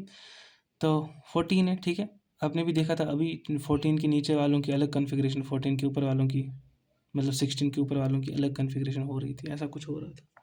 अब अगर आप लोगों को कुछ नहीं पता, ठीक है, 1 2 तो याद होता होगा, ठीक है। 14 के बाद क्या आता है, 15 आता है, उसके बाद क्या आता है, 16 आता है, 17 आता है, 18 आता है, 19 आता है, ठीक है, 20 आता है, ऐसे ऐसे जाएंगे। यहाँ से क्या आता है, 13 आता है, यहाँ से क्या आता है, 12 आता है, यहाँ से क्या आता है, 11 आता है, 10 आता है, ऐसा ऐसा करके हम वहाँ से भी जाएंगे। ये जो 14 वाला बंदा है, ये है मैन बंदा, क्या है, मैन बंदा, जो अभी हमने नाइट्रोजन देखा था N2 वाला, ठीक है। उधर पे कितने बॉन्ड्स बने थे, 3 बॉन्ड्स। उसके बाद दाएं जाओ तो -0.5, और दाएं जाओ तो -0.5, और दाएं जाओगे तो -0.5, और दाएं जाओगे तो -0.5, तो यहाँ पर क्या आएगा, 0.5, यहाँ पर आएगा 0। क्योंकि 0 क्यों आया, यहाँ पर नियॉन है, नियॉन के पास 10 इलेक्ट्रॉन होते हैं, तो 2 नियॉन के पास कितने होंगे, नियॉन 2, तो 20 इलेक्ट्रॉन होंगे, तो यहाँ पर बॉन्ड ही नहीं बन रहा है, ठीक है। ऐसे यहाँ पर भी 2.5, यहाँ पर क्या है 2.0, यहाँ पर क्या है 1.5, यहाँ पर क्या है 1.0, ऐसे ही 0.5, ऐसे ही क्या आएगा आगे, वो जो भी आएगा आप देख सकते हैं, ठीक है। तो कुल मिला के बात यूँ है कि आपको जो भी करना है, मतलब ऐसे भी कर सकते हो, ठीक है, ऐसे भी कर सकते हो। अगर मैं बताऊँ आपको O2 माइनस की कितना बॉन्ड ऑर्डर बताओ, O2 माइनस का, O2 माइनस का बॉन्ड ऑर्डर बताओ। तो ऑक्सीजन 2, तो O2 माइनस है, मतलब ऑक्सीजन 2 के पास 16 इलेक्ट्रॉन है, और एक माइनस है, माइनस आता है इलेक्ट्रॉन की वजह से, मतलब ओके। मैं क्या बोल रहा था कि यहाँ पर देखो O2 माइनस है, ठीक है, O2 माइनस है। O2 माइनस में हमारे पास कितने इलेक्ट्रॉन है, 16 इलेक्ट्रॉन तो सीधा O2 के थे, ठीक है, और एक माइनस, एक और इलेक्ट्रॉन आ चुका है, ठीक है, कहीं से बाहर से आया इलेक्ट्रॉन, तो 17 इलेक्ट्रॉन हुए। तो 17 इलेक्ट्रॉन वाले का बॉन्ड ऑर्डर कितना होता है, 1.5, क्या होता है, 1.5। ये हमारा कुछ सिनेरियो था, ठीक है, ये हमने कर लिया, ठीक है। उसके बाद शेप्स है, शेप्स क्या है, SPDF के। तो S का शेप होता है स्फेरिकल, क्या होता है, स्फेरिकल। P का क्या शेप होता है, हमारे पास P का शेप होता है डम्बल शेप, क्या होता है, डम्बल, ठीक है। और उसके बाद ये जो D होता है, ये होता है डबल डम्बल, डबल डम्बल। और ये F है, ये तो कुछ अजीब शेप का होता है, ये कॉम्प्लेक्स सिस्टम है, इसको हमें देखना ही नहीं है। तो S के हमारे पास कितने ऑर्बिट है, एक ऑर्बिटल है। P के कितने ऑर्बिटल है, हमारे पास 3 ऑर्बिटल है। D के कितने हमारे पास ऑर्बिटल है, 5 ऑर्बिटल है। तो हर एक ऑर्बिटल का अलग अलग नाम है, तो हम देख लेंगे, ठीक है। तो इसका एक का नाम होता है PX, एक का नाम होता है PY, एक का नाम होता है PZ, क्या होता है, PZ। तो अब देखो, अगर मैं ले रहा हूँ ये एक्स एक्सिस, क्या ले रहा हूँ, एक्स एक्सिस, तो मैं एक डंबल बनाऊंगा एक्स एक्सिस पे, क्या बनाऊंगा, डंबल बना रहा हूँ एक्स एक्सिस पे। तो ये कौन सा है, अगर ये डंबल शेप्ड है तो ये P है, लेकिन किस वाली एक्सिस पे है, एक्स वाली, तो ये PX है, ठीक है। अगर मैं ऐसे ही बना रहा हूँ, ठीक है, यहाँ पर ऐसे बना रहा हूँ मैं, ऐसे बना रहा हूँ मैं, यहाँ पर लिखा मैंने वाई, क्या लिखा मैंने, वाई। तो ये कौन सा ऑर्बिट है, P ऑर्बिट है, ठीक है। और ये कौन सी एक्सिस है, वाई, तो ये PY है। और ऐसे ही मैं बनाऊंगा Z वाले एक्सिस में, तो वो क्या कहलाएगा, वो PZ कहलाएगा, ठीक है, PZ कहलाएगा। और यहाँ पर हमारे पास 5 है, ये स्फेरिकल है, गोल ऐसे होता है, ठीक है, स्फेरिकल होता है। यहाँ पर क्या है, यहाँ पर हमारे पास है DXY, DYZ, DZX, मैंने 4 ही बनाए हैं, ठीक है, DZX। यहाँ पर क्या है, DX² माइनस Y², DZ², ठीक है, DZ²। ये डंबल शेप्ड होते हैं, क्या होते हैं, डंबल शेप्ड। ये XY प्लेन में होंगे डबल डंबल, ठीक है, मैं ऐसे बनाऊंगा, ये X है, ये Y है, ठीक है, X है, Y है, तो ये ऐसे होगा, डंबल कैसा होगा, ऐसे होगा, एक्स वाई प्लेन में। दूसरा अगर मैं बोलूँगा डी, यहाँ पर मैं जेड एक्सिस लिखूँगा, यहाँ पर मैं वाई एक्सिस लिखूँगा, तो ये इन बिटवीन द एक्सिस है। क्या है? In between the axis. तो यहाँ पर कौन कौन कौन सी एक्सिस है? एक्स एक्सिस और वाई एक्सिस है। और यहाँ पर आपको दिख रहा है ये डबल डम्बल है, तो हम बोलेंगे डी एक्स वाई है। यहाँ पर क्या बोलेंगे हम? डी वाई जेड है। अगर हम ऐसे बनाएंगे, ठीक है, ऐसे बनाएंगे, यहाँ पर मैं लूँ जेड एक्सिस, यहाँ पर लूँ मैं x axis, in between the axis फिर से बना रहा हूँ, इन बिटवीन द एक्सिस बना रहा हूँ, डबल डम्बल है, तो मैं बोलूँगा ये क्या है? डी जेड एक्स है। ठीक है। लेकिन ये दो वाले d x square minus y square, देखो d x square minus y square, यहाँ पर एक्स भी इन्वॉल्व है, वाई भी इन्वॉल्व है, तो ये ऐसे याद रखोगे, डबल डम्बल है, लेकिन कहाँ कहाँ है? डबल डम्बल है कहाँ कहाँ पे है? एक तो एक्स में है, सॉरी वाई में है, एक्स में है, ठीक है। तो इसको बोलते हैं हम d x square minus y square. यहाँ पर एक चीज़ याद रखने की ये ज़रूरत है, यहाँ पर जो इलेक्ट्रॉन डेंसिटी है वो ऑन द एक्सिस है, इन बिटवीन द एक्सिस नहीं है। देखो ये पहले तीन है, इनकी क्या है? In between the axis. Last वाले में क्या है? On the axis. और सबसे लास्ट वाला D Z square, D Z square क्या है? ये जेड एक्सिस है, इसमें एक ऐसा बनता है, ठीक है। ये ऐसी शेप है इसकी, क्या है? ऐसी शेप है, तो इलेक्ट्रॉन यहाँ पर एक नोड वगैरह बन जाता है, तो ऐसा सिस्टम है, इसके बीच में ऐसे कुछ ऐसे बनता है, समझ रहे हो? रिंग बनता है, तो इसको बोलते हैं हम डी जेड स्क्वायर। ये किस पे होता है? जेड वाले एक्सिस पे। क्वेश्चन कैसा पूछा जाएगा? क्वेश्चन पूछा जाएगा कि बताओ इन बिटवीन द एक्सिस कहाँ कहाँ पे इलेक्ट्रॉन डेंसिटी होती है? इधर पे। अच्छा, ऑन द एक्सिस कहाँ कहाँ पे होती है? इन तीनों पे, इन दोनों पे होती है, ठीक है। ये वाले क्वेश्चन पूछे जाते हैं। और भी मतलब उनकी मतलब कहाँ कहाँ पे ये मिल सकते हैं, कहाँ कहाँ पे मिल नहीं सकते, ये आप वहाँ पर निकाल पाएंगे। क्या मैं, मुझे लगता है मुझे देना चाहिए इस पर थोड़ा थोड़ा, ठीक है, मैं दे देता हूँ, रुको मैं थोड़ा सा इसको सेव कर लेता हूँ, ठीक है। मैं यहाँ पर थोड़ा दो स्लाइड्स ऐड करूँगा। ओके, यहाँ पर मैं 2 स्लाइड्स ऐड करूँगा, बहुत सारी कर लेंगे, जो होगा देखा जाएगा। ओके, अब हम फिर से आएंगे इसी चीज़ पे कि हम देखेंगे कि हमारे पास क्या क्या पॉसिबिलिटीज़ है। देखो अब अगर मैं बताऊँगा, ये है, ठीक है, हमारे पास क्या है? एक्स एक्सिस है, ये वाई एक्सिस है, ये हमारे पास क्या है? एक्स एक्सिस है। अगर मैं बोलूँ यहाँ पर एक पी एक्स है, क्या है? पी एक्स है, इसको क्या बोलेंगे हम? पी एक्स, क्योंकि ये डम्बल शेप्ड है और एक्स एक्सिस पे है, तो ये क्या है? पी एक्स पे। तो अगर पी एक्स और पी एक्स आमने सामने आए, क्या है? दूसरा पी एक्स यहाँ से आमने सामने आए, पी एक्स और पी एक्स आमने सामने आए, ठीक है। तो ये क्या करेंगे? ये करेंगे काम, ये ओवरलैप करेंगे। क्या करेंगे? ओवरलैप। तो इनकी ओवरलैपिंग कैसी दिखेगी? ये एक पी एक्स है और ये दूसरी पी एक्स है, ठीक है। ये यहाँ पर जो इन्होंने ओवरलैप किया, इसको बोलते हैं हम हेड ऑन ओवरलैप। क्या बोलते हैं हम? Head on overlap. और ये हेड ऑन ओवरलैप को हम बोलते हैं, इधर बनता है सिग्मा बॉन्ड। क्या बोलता है? बनता है सिग्मा बॉन्ड। और सिग्मा बॉन्ड क्या होता है? ये स्ट्रॉन्गर होता है। क्या होता है? स्ट्रॉन्गर। ओके। और अगर मैं बोलूँगा ये पी वाई है, क्या है? P y. और इसी वाले के मतलब इधर साइड वाले में एक और पी वाई लाऊंगा। क्या लाऊंगा? P y. ये पी वाई है, ये पी वाई है, इनको मैं थोड़ा थोड़ा आपस में साथ साथ लाऊं। ये क्या करेंगे? यहाँ पर क्या होगी? बॉन्डिंग। क्या होगी? मतलब ओवरलैप करेंगे। ये जो ओवरलैप होगा ऐसे होगा,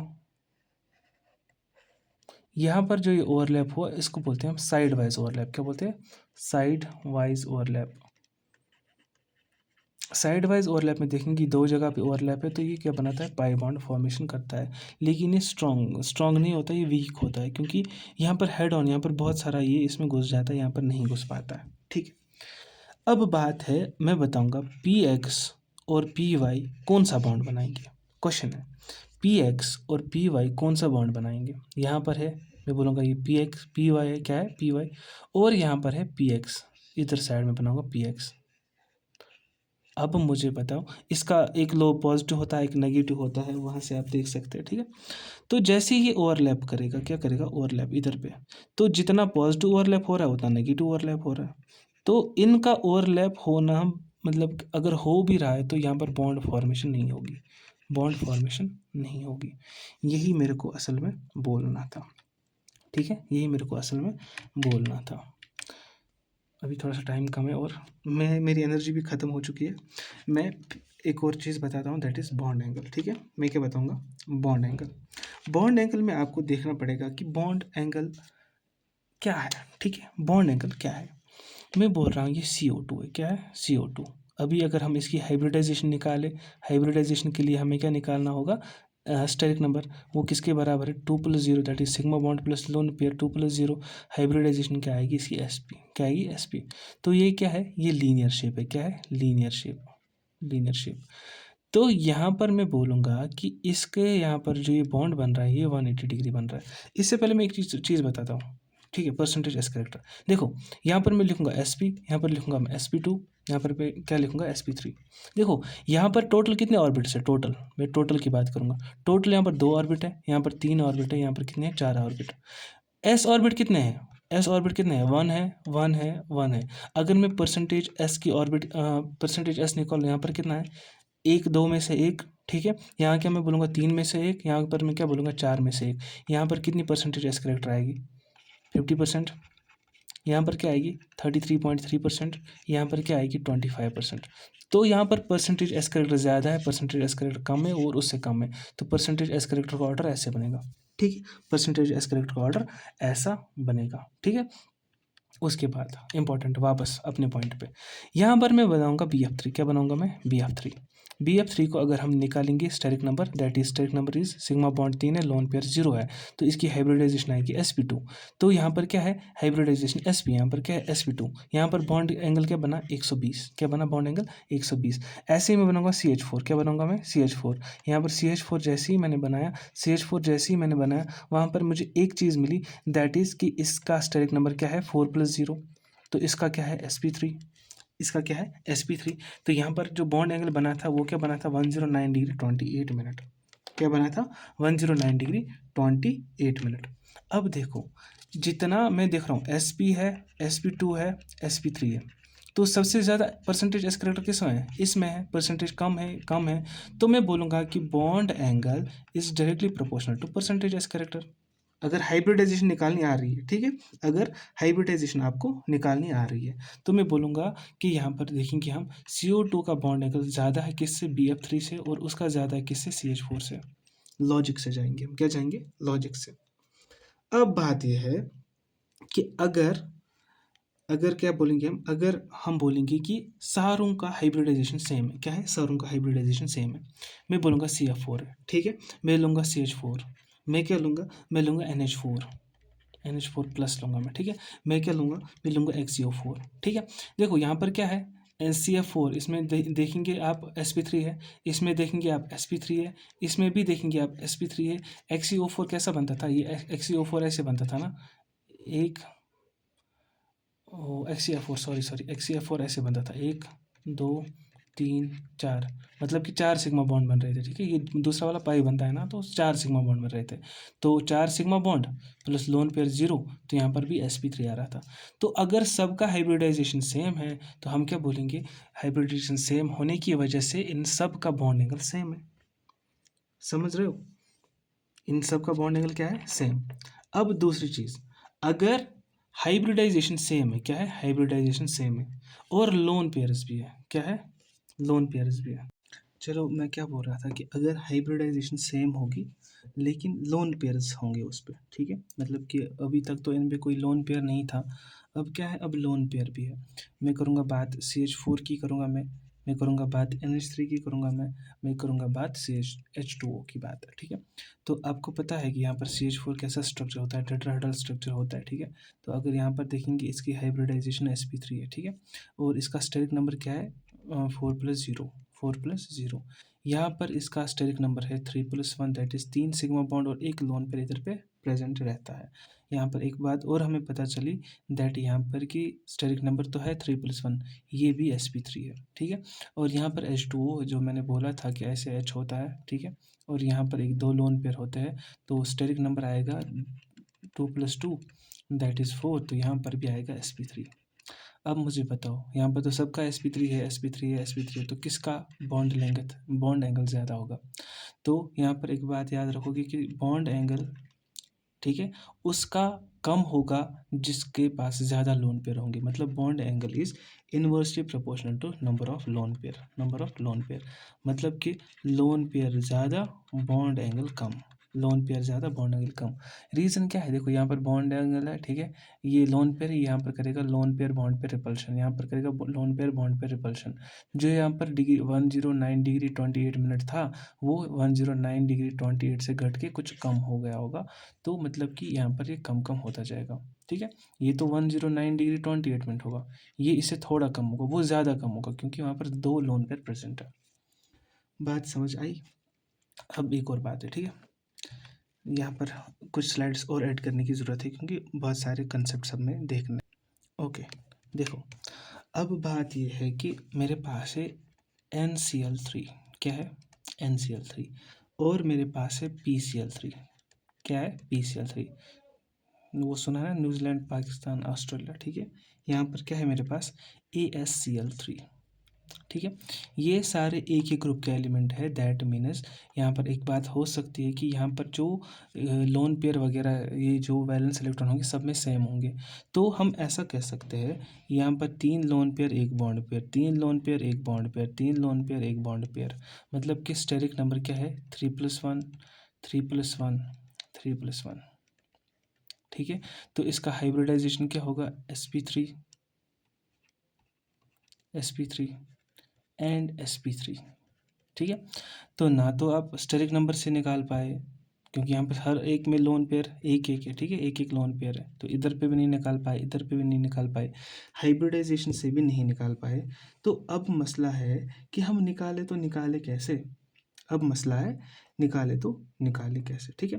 तो इधर पे क्या केस लगता है, if hybridization is same and number of lone pairs are also same, ठीक है ना, क्योंकि हाइब्रिडाइजेशन भी सेम है, हाइब्रिडाइजेशन भी सेम है, and number of lone pair भी सेम है, क्या है, सेम है। तो हम क्या बोलेंगे, साइज ऑफ सेंट्रल एटम बढ़ेगा तो बॉन्ड एंगल घटेगा। क्या मैंने बोला, साइज ऑफ सेंट्रल एटम बढ़ेगा, बॉन्ड एंगल डिक्रीज होएगा। साइज ऑफ सेंट्रल एटम बढ़ेगा, बॉन्ड ऑर्डर डिक्रीज होगा। देखो यहाँ पर ये सेंट्रल एटम है ES, यहाँ पर क्या है P, यहाँ पर क्या है नाइट्रोजन, तो जिसका साइज बढ़ा उसका बॉन्ड एंगल कम, ये सेंट्रल एटम में है, क्या है, सेंट्रल एटम। जब सेंट्रल एटम बड़ा होगा मतलब साइज ऑफ सेंट्रल एटम, ठीक है, सेंट्रल एटम बढ़ेगा, बॉन्ड एंगल घटेगा, ये याद रखो, ठीक है।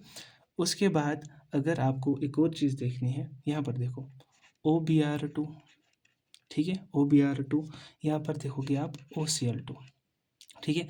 अगर आप यहाँ पर इसका वो स्ट्रक्चर ही बनाएंगे, ये O है, ठीक है, इस पे लगा है Br, यहाँ पर क्या लगा है Br, और इस पे लगे हैं 2 लोन पेयर, क्या लगे, 2 लोन पेयर। ऐसे यहाँ पर Cl लगा है, यहाँ पर Cl लगा है, और यहाँ पर 2 लोन पेयर लगे, क्या लगे, 2 लोन पेयर। अब देखो ये सब sp3 है, ये भी sp3 है, इसका स्टेरिक नंबर है 2+2 है, इसका भी स्टेरिक नंबर 2+2 है। तो यहाँ पर भी सेंट्रल एटम ऑक्सीजन है, यहाँ पर भी सेंट्रल एटम ऑक्सीजन है। तो यहाँ पर हमने देखा था साइज ऑफ सेंट्रल एटम बढ़ेगा तो बॉन्ड एंगल घटेगा, लेकिन यहाँ पर क्या होगा, अगर इफ साइज, यहाँ लिखो आप साइज ऑफ साइड एटम, मतलब साइज ऑफ साइड एटम, क्या बोला मैं, कि अगर साइज ऑफ साइड एटम बढ़ेगा, साइज ऑफ साइड एटम बढ़ेगा, तो यहाँ पर क्या होगा, बॉन्ड एंगल बढ़ेगा। साइज ऑफ साइड एटम बढ़ेगा तो बॉन्ड एंगल बढ़ेगा। देखो साइड एटम कौन है, क्लोरीन है, साइड एटम कौन है, क्लोरीन है, साइड एटम कौन है, ब्रोमीन है, यहाँ कौन है, ब्रोमीन है। तो जब साइज ऑफ साइड एटम का बढ़ेगा तो यहाँ पर बॉन्ड एंगल बढ़ जाएगा, साइज ऑफ साइड एटम बढ़ेगा तो यहाँ पर बॉन्ड एंगल बढ़ जाएगा, ठीक है।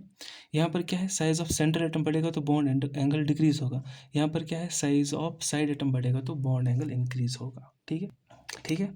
ये आपको पता चल चुका है, इससे आप ये सारी चीज़ें कर सकते हैं।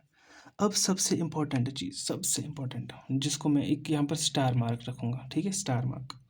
अब देखना है कि हमें देखना है यहाँ पर NH3 और NF3 में, NH3 और NF3 में क्या होगा, NH3 और NF3